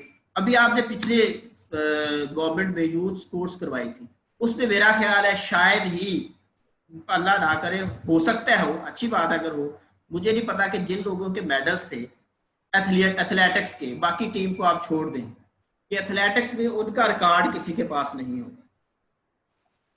हमारे यहाँ हायर एजुकेशन कमीशन है, उसके पास पिछले साल 2 साल का रिकॉर्ड नहीं होगा कि एथलीट का टाइम क्या था। हमारे यहाँ यूनिवर्सिटी में एडमिशन होते हैं स्पोर्ट्स के, वहाँ पर जो है वो जो कॉस्टली इंजीनियरिंग डिपार्टमेंट है वहाँ पर हर बंदा अप्रोच करवाता है, मगर डायरेक्टरेट ऑफ स्पोर्ट्स यूनिवर्सिटी में है, इतने वहाँ पर एक्सपेंसेस हैं, इतना सेटअप है, वहाँ उनके पास डाटा नहीं होगा, ना रिकॉर्ड होगा कि हमारा एथलीट ने क्या परफॉर्म किया, शायद ही हो। और इसके बारे में कोई पूछता भी नहीं है कि भैया आपने इतने साल काम किया है तो आप बता दें कि आपके फलां ईयर में पिछले 5 साल में क्या रिकॉर्ड था, कितने लोगों ने परफॉर्म किया, फीमेल में मेल में कितने थे, तो क्या था। इन चीज़ों को हमें मेंटेन करना पड़ेगा, हमें मेंटेन करना पड़ेगा उस डाटा को जो हमने नहीं किया, ताकि हमें पता चल सके कि हमारी एग्जिस्टिंग परफॉर्मेंस क्या है, वर्ल्ड की परफॉर्मेंस क्या है, हमारे एथलीट का बॉडी साइज क्या है, हमारे एथलीट की न्यूट्रिशन क्या है, उसका सोशल साइकोलॉजिकल बैकग्राउंड क्या है, वो स्पोर्ट्स से भाग क्यों जाता है। ये सारी चीजें हमें करनी पड़ेंगी, फिर हमें पता चलेगा कि एक एक तहसील से आप कितने प्लेयर लेके आते हैं और किस लेवल तक आपको है वो लेके जा सकते हैं। कौन से जो डिफरेंट है एंथ्रोपोमेट्रिक एंड स्पोर्ट्स परफॉर्मेंस हमें देखनी पड़ेगी। फिटनेस एंड सोशल बैकग्राउंड, हमारे यहाँ सोशल बैकग्राउंड की वजह से हम स्पोर्ट्स फैसिलिटीज वहां दे रहे हैं, अब करेगा क्या। अब हर एक ऑफिसर है, हर एक स्कूल टीचर है स्पोर्ट्स, उन सब के बच्चे तो पढ़ रहे हैं प्राइवेट स्कूल में, सिटी स्कूल में पढ़ रहे हैं जहाँ ग्राउंड ही नहीं है, और जो बच्चे पढ़ रहे हैं गरीबों के वो गवर्नमेंट स्कूल में है जहाँ ग्राउंड भी है, तो उनके लिए कोई सहूलत नहीं है स्पोर्ट्स की। तो स्पोर्ट्स करनी उन्होंने दौड़ना भागना उस बच्चे ने है जो कि लोअर मिडिल क्लास और मिडिल क्लास से लोअर है। एलीट बच्चे ये बड़ी हद तक गोल्फ खेल लेंगे या टेनिस खेल लेंगे या स्विमिंग कर लेंगे, स्विमिंग भी कंपटीशन के लिए करें, जस्ट फॉर द रिक्रिएशन। तो उसके मुतालिक हमें देखना पड़ेगा। लैक ऑफ स्पोर्ट्स लेबोरेटरीज, हमारे यहाँ स्पोर्ट्स लेबोरेटरीज नहीं है जहां पर हमें ये डाटा प्रोवाइड किया जाए मिल सके, वो नहीं है, इनको स्टैब्लिश करना पड़ेगा। ये फ्लॉस है, sports teacher coaches and trainer do not update their knowledge according to the latest.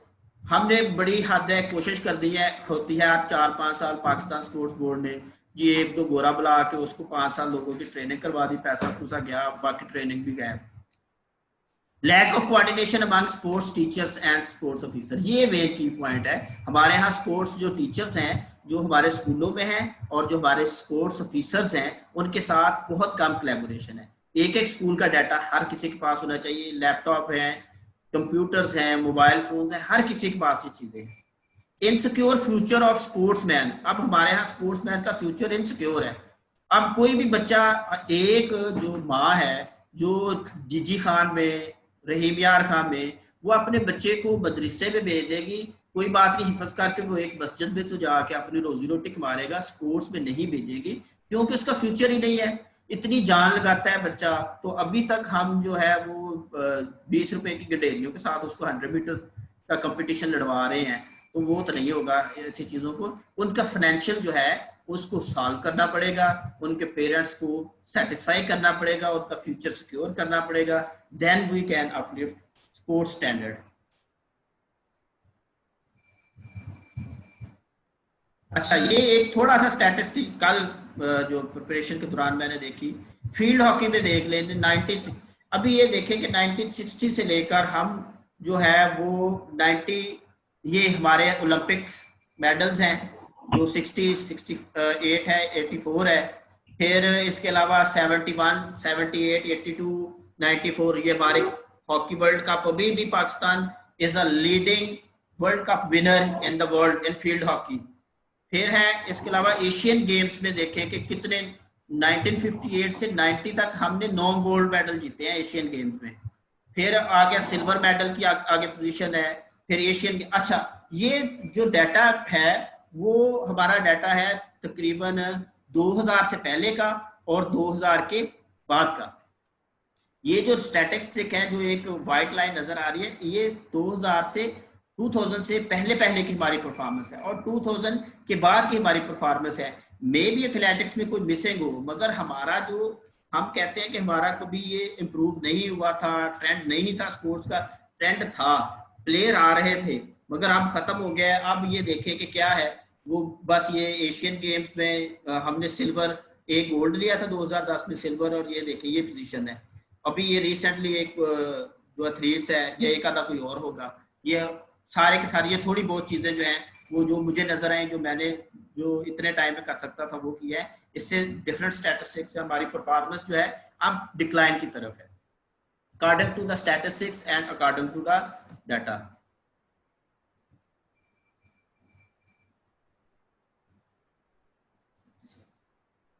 अच्छा, simple steps can improve sports performance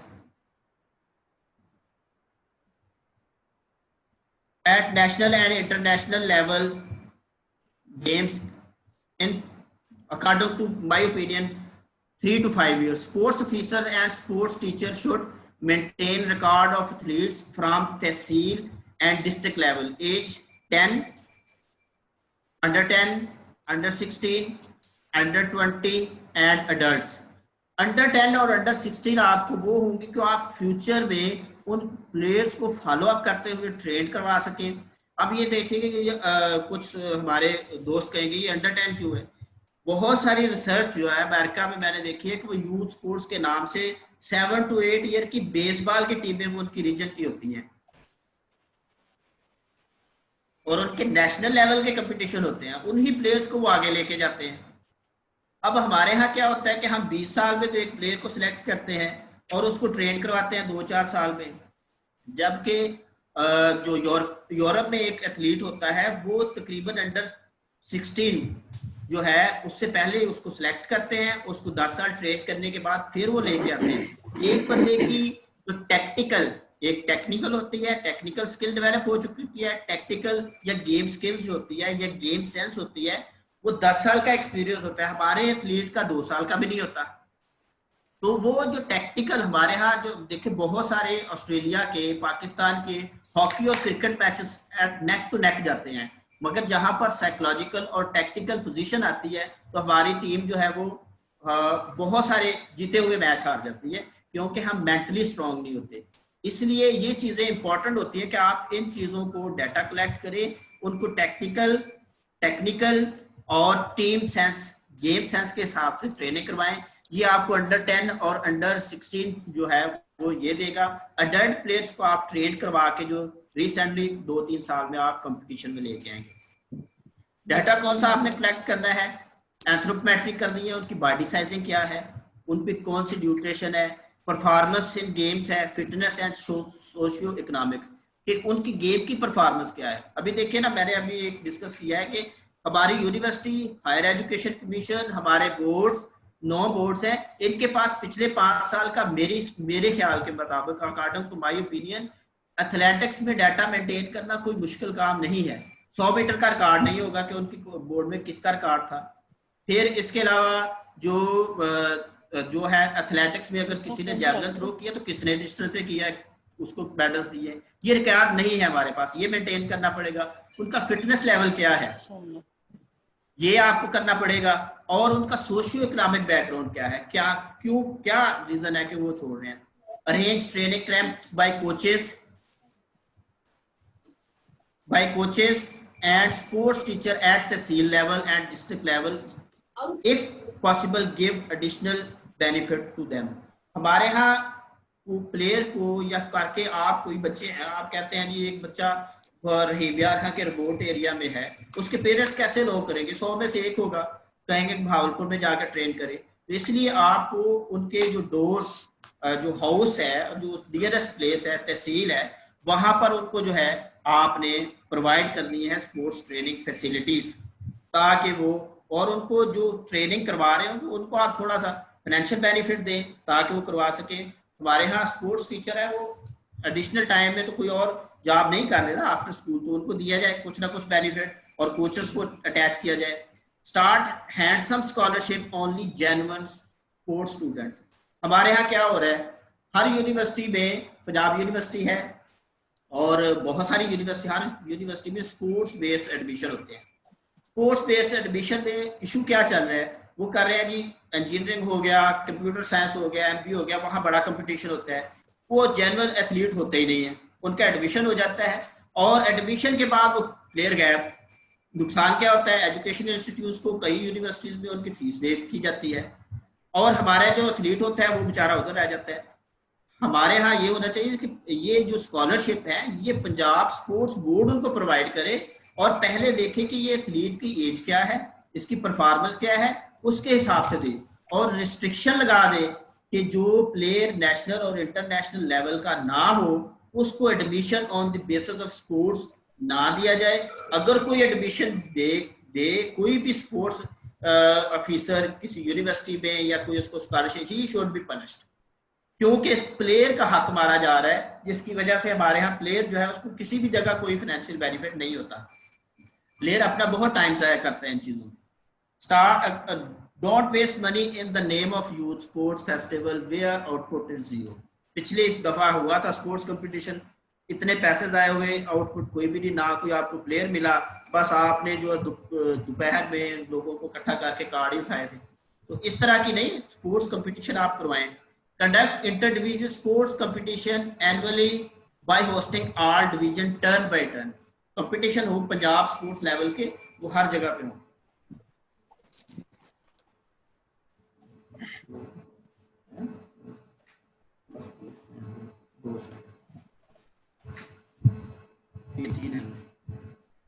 revival of sports है, कैसे किया जाता, कंपल्सरी स्पोर्ट्स, हमारे यहाँ स्पोर्ट्स क्लासेस नहीं हो रही।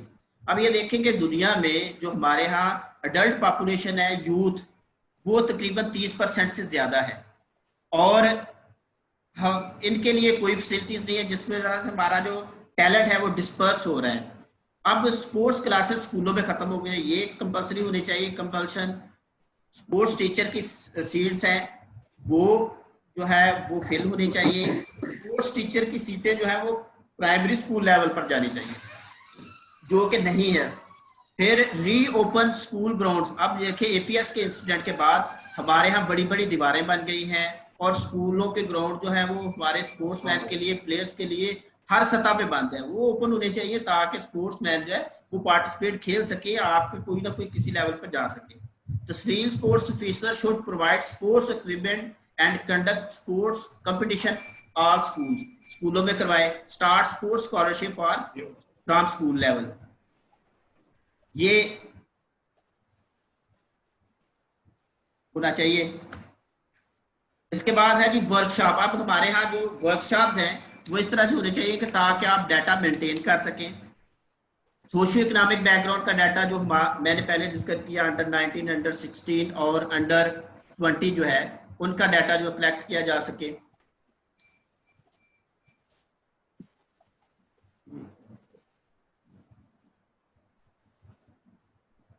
एंथ्रोपोमेट्रिक मेजरमेंट्स है, video analysis of specific games है, physical fitness and sports performance, इनका डाटा जो है वो हमारे यहाँ लाजमी होना चाहिए कि इनकी फिटनेस इस लेवल की है, क्यों नहीं है, ये सारी चीज़ें जो है हमें उसके हिसाब से वो डाटा जो है वो मेंटेन करना चाहिए। इसके लिए वर्कशॉप्स करवाएंगे आप, और ताकि आपका sports officer, sports teacher, sports coach है वो ट्रेन हो सके और डाटा मेंटेन कर सके, और उस डाटा को फॉलो अप भी किया जाए। मतलब वो डाटा जो 1 साल में लिया है फिर 6 माह बाद रिपीट किया जाए कि जो ट्रेनिंग वो करवा रहा है उसकी वजह से उसकी परफॉर्मेंस बढ़ रही है या कम हो रही है, फिटनेस बेहतर हो रही है नहीं हो रही। और अगर वो एथलीट्स जो हैं उनमें से इतने एथलीट्स जो हैं वो कंपटीशन में छोड़ रहे हैं, स्पोर्ट्स क्यों छोड़ रहे हैं, उसके बारे में आपके पास होनी।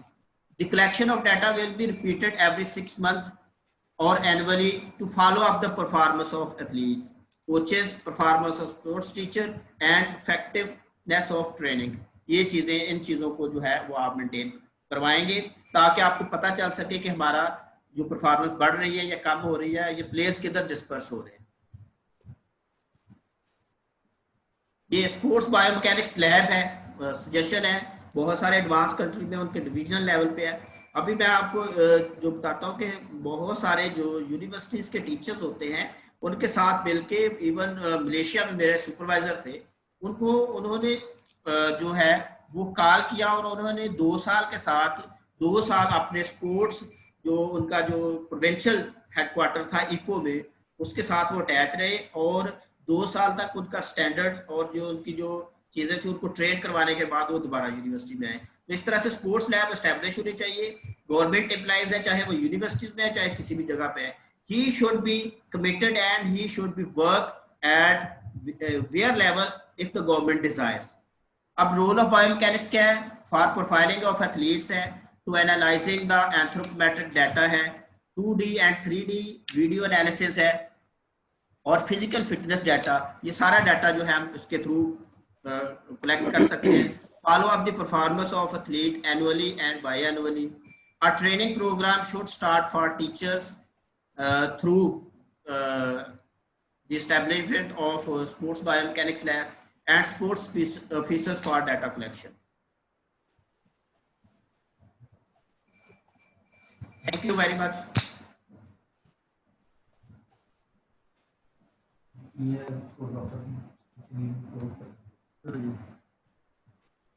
जी, अब आप ऑडियो ऑन करें। क्वेश्चन किया जा सकता है जी। काफी चल ऑडियो ऑन हो गया है, लेकिन ये थोड़ा सा स्क्रीन नहीं आ रही। डॉक्टर साहब कोई क्वेश्चन कर सकते हैं?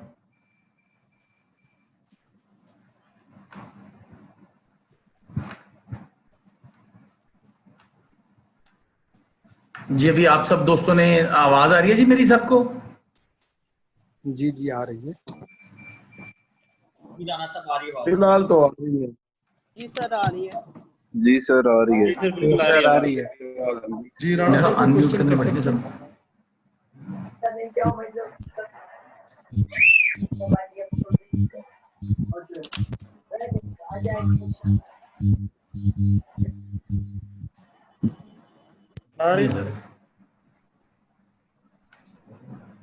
सब दोस्तों को आवाज आ रही है जी मेरी?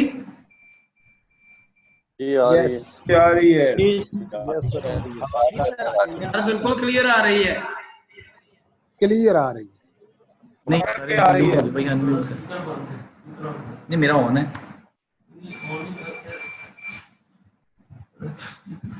आवाज क्लियर नहीं है आपकी।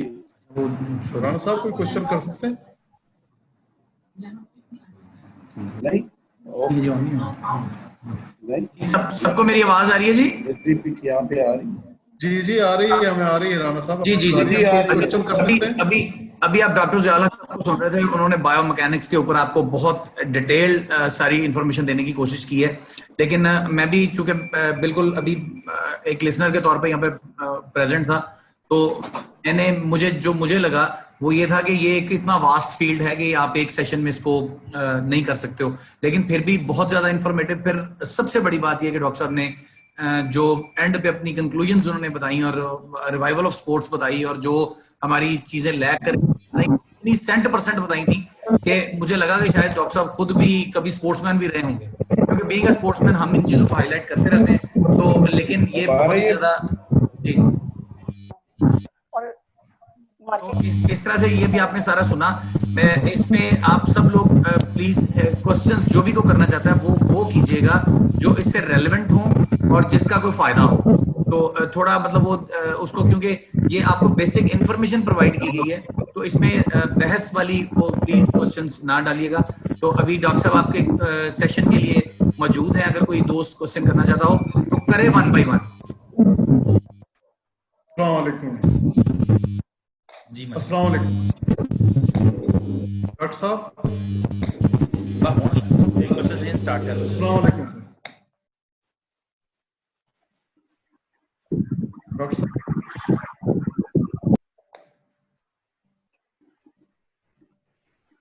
वालेकुम सर।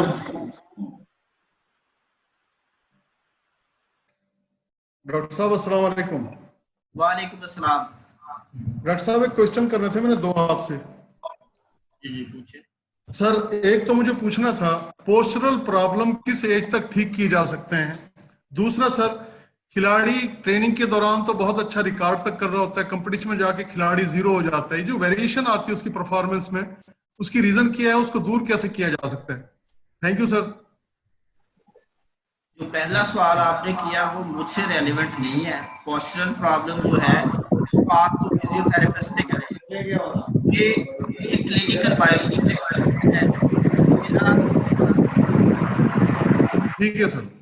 दूसरा सवाल सर, वेरिएशन क्यों आती है परफॉर्मेंस में? सर दूसरा सवाल है कि हमारे यहाँ एक साइकोलॉजिकल फैक्टर्स भी होते हैं, उसमें भी बड़ी रिसर्च होती है जिसमें मोस्टली मेंटल टफनेस आ जाती है, पर्सनैलिटी ट्रेट्स आ जाते हैं और बहुत सारी चीजें होती हैं।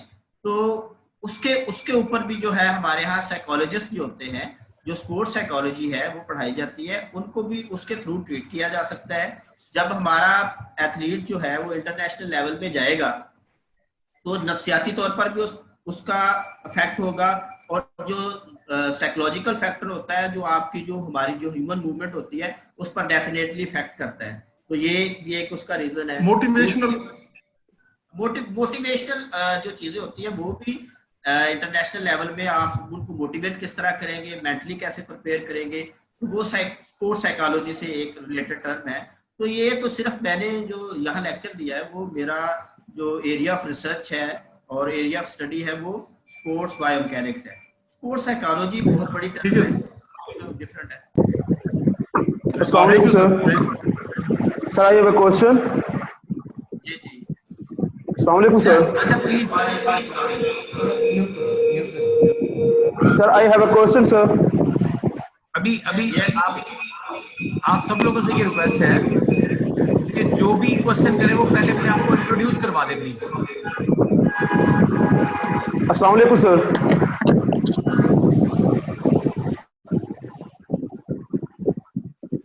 अस्सलाम वालेकुम सर। वालेकुम अस्सलाम। सर मजहर शेर, तहसील स्पोर्ट्स ऑफिसर, गुजर खान, डिस्ट्रिक्ट रावलपिंडी। सर बहुत ही इंफॉर्मेटिव माशाल्लाह लेक्चर था और बहुत ही अच्छा अरेंजमेंट था राना साहब की तरफ से। सर मेरा क्वेश्चन है कि किसी भी फास्ट बॉलर का या कॉमनली किसी भी प्लेयर का जो सेंटर ऑफ ग्रेविटी है बॉडी का, वो एक्सटर्नली हम परसेप्शन के थ्रू विदाउट इक्विपमेंट्स उसको कैसे मालूम कर सकते हैं और उसको कैसे बेहतर किया जा सकता है सेंटर ऑफ ग्रेविटी को, फास्ट बॉलर जो है एक अगर हो तो। दूसरा सर जो है कि एक लेफ्ट हैंडेड जो बॉलर होता है वो मोस्टली देखा गया है कि वो बॉल को स्विंग और सीम जो है वो राइट हैंडेड की निस्बत ज्यादा करता है। तो सर मैं बीइंग अ बॉलर मेरे साथ थोड़ा सा ये है कि मैं राइट हैंडेड हूँ, लेकिन मैं लेफ्ट आर्म बॉल से जो है वो मीडियम फास्ट भी कर लेता होता हूँ। तो उसमें मैं इसको मजीद इम्प्रूव करना चाह रहा हूँ। तो with the point of biomechanics मैं इसको और ज्यादा कि मेरा जो है ना लेफ्ट हैंडेड बॉल आप उसको राइट हैंड बॉलर जो है उसको बायोमैकेनिक्स अप्लाई करके इसमें कैसे आपको हेल्प आउट कर सकती है, क्या आप उसको मजीद बेहतर कर सकते हैं। Thank you so much sir. जो लास्ट चीजें थी वो मैंने जो आफ्टर बायोमैकेनिक्स कुछ गैजेट और कुछ ट्रेनिंग की पिक्चर्स भी आपके साथ शेयर की, उसमें वो ट्रेनिंग के टूल्स हैं, वो आप अपनी प्रॉब्लम को आइडेंटिफाई करेंगे कि किस तरह से आप उसको इम्प्रूव कर सकते हैं। एक वो तरीका है। दूसरा फॉर एग्जाम्पल हर किसी के पास आजकल मोबाइल है और मोबाइल में बड़े बड़े एडवांस जो है वो कैमरास भी है, तो आपने अपना सेंटर ऑफ ग्रेविटी जो मेजर करना है, तो आप सिंपल सा है, अभी मैंने आपको बता दी है, एक कैनोविया सॉफ्टवेयर, आप उसको यूज करें, सिंपल है, इजीली डाउनलोड है, आप अपनी वीडियो बनाएं और उसको फॉलो अप करने के लिए जो है तो आप थोड़ा सा 10 मिनट के लिए 15 मिनट के लिए डॉक्टर रॉजर ब्रेटलेट है, स्पोर्ट्स बायोमैकेनिक एनालिसिस है, तो उसके उस पर उसको पढ़ लें, फिर नुस्रत की बुक है, तो उसको आप पढ़ के और कम से कम आप अपनी वीडियो बनाएं, और वीडियो बनाने के बाद जो है उस सॉफ्टवेयर में आप पता चल जाएगा कि आपका प्रॉब्लम कहाँ पर है। फॉर एग्जाम्पल आपका सेंटर ऑफ ग्रेविटी तो खड़े होते हैं, आपकी जो डायनामिक मूवमेंट है ना, वो कहाँ पर होती है, कहाँ पर वो सेंटर ऑफ ग्रेविटी अप हो रहा है, कहाँ डाउनवर्ड जा रहा है, किस तरह साइड में जा रहा है। दूसरी जो लेफ्ट हैंड बॉलर्स की वो तो एक नेचुरल है कि उसकी जो लाइन ऑफ एक्शन होता है वो डिफरेंट होता है थोड़ा सा, इस वजह से थोड़ा सा जो मूवमेंट उसकी। Thank you so much sir. अस्सलाम वालेकुम सर। वालेकुम अस्सलाम। मोहम्मद अतीक रहमान बात कर रहा हूँ, PSO तलागंज चकवाल से। सर मेरा क्वेश्चन ये है कि बायोमैकेनिकल एनालिसिस आप जब करते हैं तो उसमें एक चीज़ हम बड़ी वाज़ेह रखी जाती है कि जो नेचुरल स्टाइल है और टेक्निक, इनको मैसअप नहीं करना चाहिए। हाँ जी। जैसे कि सईद अजमल की मिसाल हमारे सामने है कि उन्होंने स्पिन बॉलिंग के अंदर एक अरूज पाया, लेकिन जब उन्होंने उनका नेचुरल स्टाइल हमने चेंज करवाया तो उनकी बॉलिंग बिल्कुल ख़त्म हो गई। तो हमारे यहाँ पे पाकिस्तान के अंदर जो हमारा पंजाब स्पोर्ट्स बोर्ड है, इनका इंटरेक्शन भी मोस्टली छोटे बच्चों के साथ जो कि अंडर 18 और अंडर 16 इस लेवल पे होते हैं। तो क्या हम नेचर वर्सेस नर्चर जो उनसे है, जब हम उनको बिल्ड कर रहे होते हैं, तो आप कौन सी ऐसे पॉइंट्स हमें सजेस्ट करते हैं जो हमारे डिविजनल कोचेज या कोचेज उन बच्चों को डेवलप करते वक्त उनके लिए जो कारफरमा कैसे साबित हो सकते हैं, बच्चों को अच्छा डेवलप कर सके, ताकि बाद में जाके जब हम उनको चेंज करते हैं इंटरनेशनल लेवल के ऊपर, क्योंकि बायोमैकेनिकल एनालिसिस के लिए लैब्स तो हमारे छोटे लेवल पे अवेलेबल नहीं है, तो हम उनको क्या पॉइंट्स जिनको हम मद्देनजर रखते हुए छोटे बच्चों को डेवलप करें, ताकि बाद में जाके जो बड़े हमारे नाम है, जिस तरह शुएब अख्तर है, सोहेल अब्बास है, इनको बाद में हम जाके जब चेंज करते हैं तो परफॉर्मेंस में डिक्रीज आ जाता है। तो काइंडली ये हमें जरा थोड़ा सा गाइड करें। Thank you. एक जो चीज होती है कि हमें कंटिन्यूअसली ट्रेनिंग सेशंस रखने चाहिए। अभी एक मैंने चीज की डिस्कस किया था कि sports teachers and sports officers, इनके दरमियान कोलैबोरेशन नहीं है। स्पोर्ट्स टीचर्स जो हैं, चाहे यूनिवर्सिटीज के होंगे स्पेशली, जो कि रिसर्च के साथ टच है, वो आपको आइडेंटिफाई करेंगे कि ये इश्यूज हैं, वो आपको ट्रेन बताएंगे, और जो लेटेस्ट रिसर्च हो रही है इस फील्ड में उसके मुताबिक वो बताएंगे कि किस रिसर्च में क्या बताया गया कि कौन सी मूवमेंट है वो इफेक्टिव है, जो आपकी प्रिवेंशन फ्रॉम इंजरीज के लिए बेहतर है, और किसकी वजह से परफॉर्मेंस जो है वो इनहांस हो सकती है। तो एक तो वो चीज होती है, उसको आप फॉलो कर। दूसरा जो बेहतर होता है कि हमारे यहाँ सबसे ज्यादा जो बड़ा इशू है, हमारे जो कोचेस हैं या टीचर्स हैं, वो सारे कोचिंग बुक्स होती है हमारे अपनी पब्लिश नहीं है, वो सारी इंग्लिश में है। तो हमें कुछ ना कुछ करना चाहिए कि कुछ जो लेटेस्ट कोचिंग बुक्स हैं, जो कोचिंग टेक्निक्स हैं या कोचिंग रिसर्च है, जो कि परफॉर्मेंस बेहतर करने के लिए है, जो करेक्टिवनेस ऑफ मूवमेंट है, वो उर्दू में ट्रांसलेट करके किसी को काम करना चाहिए, कोई प्रोजेक्ट बनाना चाहिए जो कि हमारे कोचेस में डिस्ट्रीब्यूट कर सके और वो कर सके। फॉर एग्जांपल अभी मैं आपको बताता हूँ कि जो 2008 या 10 में जो बायोमैकेनिक्स की the art and science of Bob Woolmer's cricket, ये दुनिया में पॉपुलर किताब है। उसके बाद कोई रिसर्च और कोई बुक ऐसी पब्लिश नहीं हुई क्रिकेट में जो उसको फॉलो ना करे, मगर हमारे यहाँ शायद ही हमारे जो डिविजनल हेडक्वार्टर्स हैं या हमारे जो रीजन है स्पोर्ट्स के, वहां पर किसी के पास होगी। तो आपको लेटेस्ट नॉलेज उसको अपडेट करना पड़ेगा। दूसरी जो चीज होती है, जब आप इनिशियल स्टेज पे स्टार्ट करवाते हैं ट्रेनिंग और बच्चों को उसकी तरफ मोटिवेट करके लेके आते हैं कोचिंग, उस वक्त टेक्निक की जो करेक्टिवनेस है उस वक्त होनी चाहिए। बाद में जो नेचुरल स्टाइल होता है उसको चेंज करने की करेंगे तो इंजरीज होंगी। इसलिए बेहतर है कि जो नेचुरल स्टाइल उस पर डेवलप हो चुका है उसको चेंज करने के बजाय उसी को इम्प्रूव करें। तो बेहतर यही है कि जब इनिशियल स्टेज पे अंडर 16 के या अंडर 14 के एथलीट्स होते हैं उनको आप वहीं पे ट्रेन करें और वहां पर एक्यूरेट जो है परफॉर्मेंस के लिए टेक्निक बेहतर से बेहतर आप स्किल सिखाएं। और इसमें सर एक और चीज से हमारे फास्ट बॉलर हैं Shoaib Akhtar, world fastest bowler हमारे रहे हैं, उनके फ्लैट फुट थे। तो यहाँ पे आके बायोमैकेनिक्स हमें क्या बताती है कि एक नेचुरली अकरिंग एक बंदा है, उसका फ्लैट फुट है, उसका एंगल जो बोन का है वो ही एंगल जो है वो फ्लैट फुटेड था, वो 17 से कम था आई थिंक। तो उसके बारे में बायोमैकेनिक्स हमें क्या डील करती है? एक तो उसको कवर अप करने के लिए आप उसका खुद इंटरव्यू देखिए शुएब अख्तर की ट्रेनिंग कितनी ज्यादा थी, और दूसरी कुछ चीजें नेचुरल भी होती है, टैलेंट होता है। तो उसमें जो हमारे यहाँ कुछ नहीं, आपसे कि जो दुनिया में जो बैट्समैन है ज्यादातर उनका, फॉर एग्जांपल जुवेद मियांदाद था, अभी स्मिथ है और कई बैट्समैन हैं, उनका जो बैटिंग स्टाइल है वो अकॉर्डिंग टू जो कोचिंग मैनुअल है या कोचिंग गाइडलाइन है उसके मुताबिक नहीं है, मगर वो दुनिया के सबसे बेहतर परफॉर्मर रहे हैं। तो ये चीजें जो होती हैं वो कुछ नेचुरल भी होती हैं और उसके लिए एक्सेप्ट जी। तो इसलिए ये जो चीज है, अगर उसने शुएब अख्तर ने परफॉर्म किया अपनी उस खामी को दूर करने के लिए उसने ट्रेनिंग भी बहुत ज्यादा की है, उसको ट्रेनिंग के थ्रू ही आप इम्प्रूव करवा सकते हैं। अस्सलाम वालेकुम सर। अस्सलाम वालेकुम। अस्सलाम वालेकुम। अस्सलाम वालेकुम सर। वालेकुम डॉक्टर साहब। डॉक्टर साहब मैं आपसे ये पूछना चाहूंगा कि बायोमैकेनिक्स का न्यूट्रिशन से कितना रिलेशन है और इसको किसी खिलाड़ी पे कैसे अप्लाई किया जा सकता है? न्यूट्रिशन का बायोमैकेनिक्स के साथ यही लिंक है, रिलेशन है कि आप जो डाइट देते हैं वो डाइट आपकी मसल डेवलपमेंट के लिए, आपकी मसल ग्रोथ के लिए, बोन डेवलपमेंट के लिए वो ज्यादा इफेक्टिव है।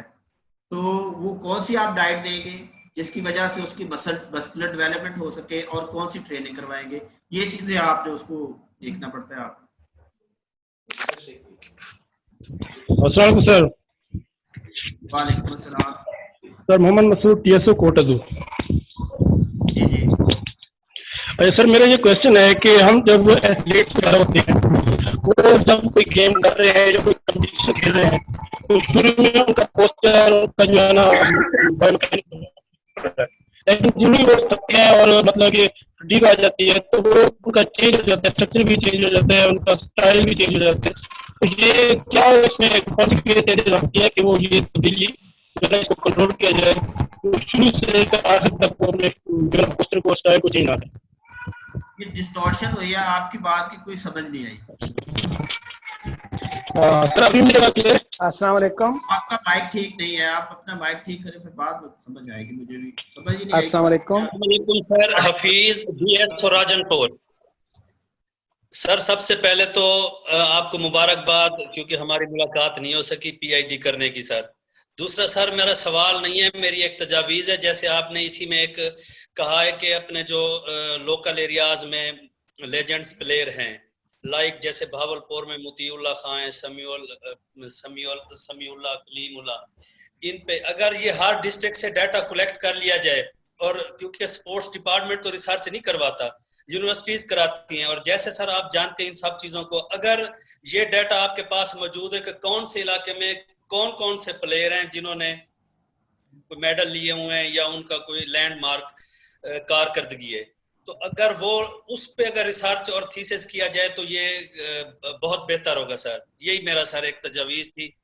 तजवीज़ आपकी बिल्कुल ठीक है भाई। इस तजवीज़ को अगर पूरा करना है तो उसके लिए फंडिंग चाहिए। अब एक प्लेयर है, जो बंदा है एमफिल कर रहा है, उसके पास इतनी फंडिंग ही नहीं है कि वो एक 80,000 रुपए का जो स्किनफुल स्टैंडर्ड कैलिपर है 80-90,000 1 लाख रुपए का बाहर से आ रहा है, वो कहाँ से लेगा? तो ये काम जो प्रोजेक्ट्स होते हैं वो होते इंस्टीट्यूट्स के हैं, मगर उसको अमली जामिया जो है वो यूनिवर्सिटीज पहुंचाती है। हमारे यहाँ जो इंडिविजुअल रिसर्च हो रही होती है तो उसमें वो डाटा फाइंडिंग्स नहीं आती, इसलिए ग्रुप ऑफ प्रोजेक्ट्स चलते हैं जो कि वो कंप्लीट किए जा सकते हैं। तो ये स्पोर्ट्स डिपार्टमेंट को इनिशिएट ले तहसील लेवल पे ले ले, डिविजनल लेवल पे ले ले या प्रोविंशियल लेवल पे ले ले, तो वो जो आगे जो जहाँ पर रिसर्च हो रही है उसमें ये कंडीशन हो कि आपके जो तहसील स्पोर्ट्स ऑफिसर्स हैं उनको उस प्रोजेक्ट में कंडीशन हो कि ये प्रोजेक्ट है, इसके मुताबिक ये डाटा होगा, हमारे इतने आपने लोगों को पीएचडी डिग्री भी करवा ली है और ये भी आपने डाटा कलेक्ट करके हमें सोल्यूशन भी देना है। अभी यहाँ पे कितने लोग हैं जो एमए हैं, एमफिल हैं, तो इन्होंने पीएचडी कर दी है ना, तो इन्होंने यहाँ सर्व भी करना है। अगर ये सीख जाएंगे इस एक प्रोजेक्ट के थ्रू तो आपका स्पोर्ट्स का बेहतरी होगी और लोगों की बेहतरी होगी। सर ऐसे जैसे आपने बताया ना, दोनों जगह फुकदान है, यूनिवर्सिटी में भी कहते हैं फंड नहीं है, तो तहसील के पास भी फंड्स नहीं है। अगर इसको डिस्ट्रिक्ट से ये एक एडमिनिस्ट्रेटिव इश्यूज है, ये हमारा एरिया नहीं है, हमारी इतनी जुरिस्डिक्शन नहीं है, हमारी इतनी लिमिट नहीं है हम उस पर डिस्कस कर सकें। हम जो कर सकते हैं हमने वो डिस्कस करना है। Thank you sir.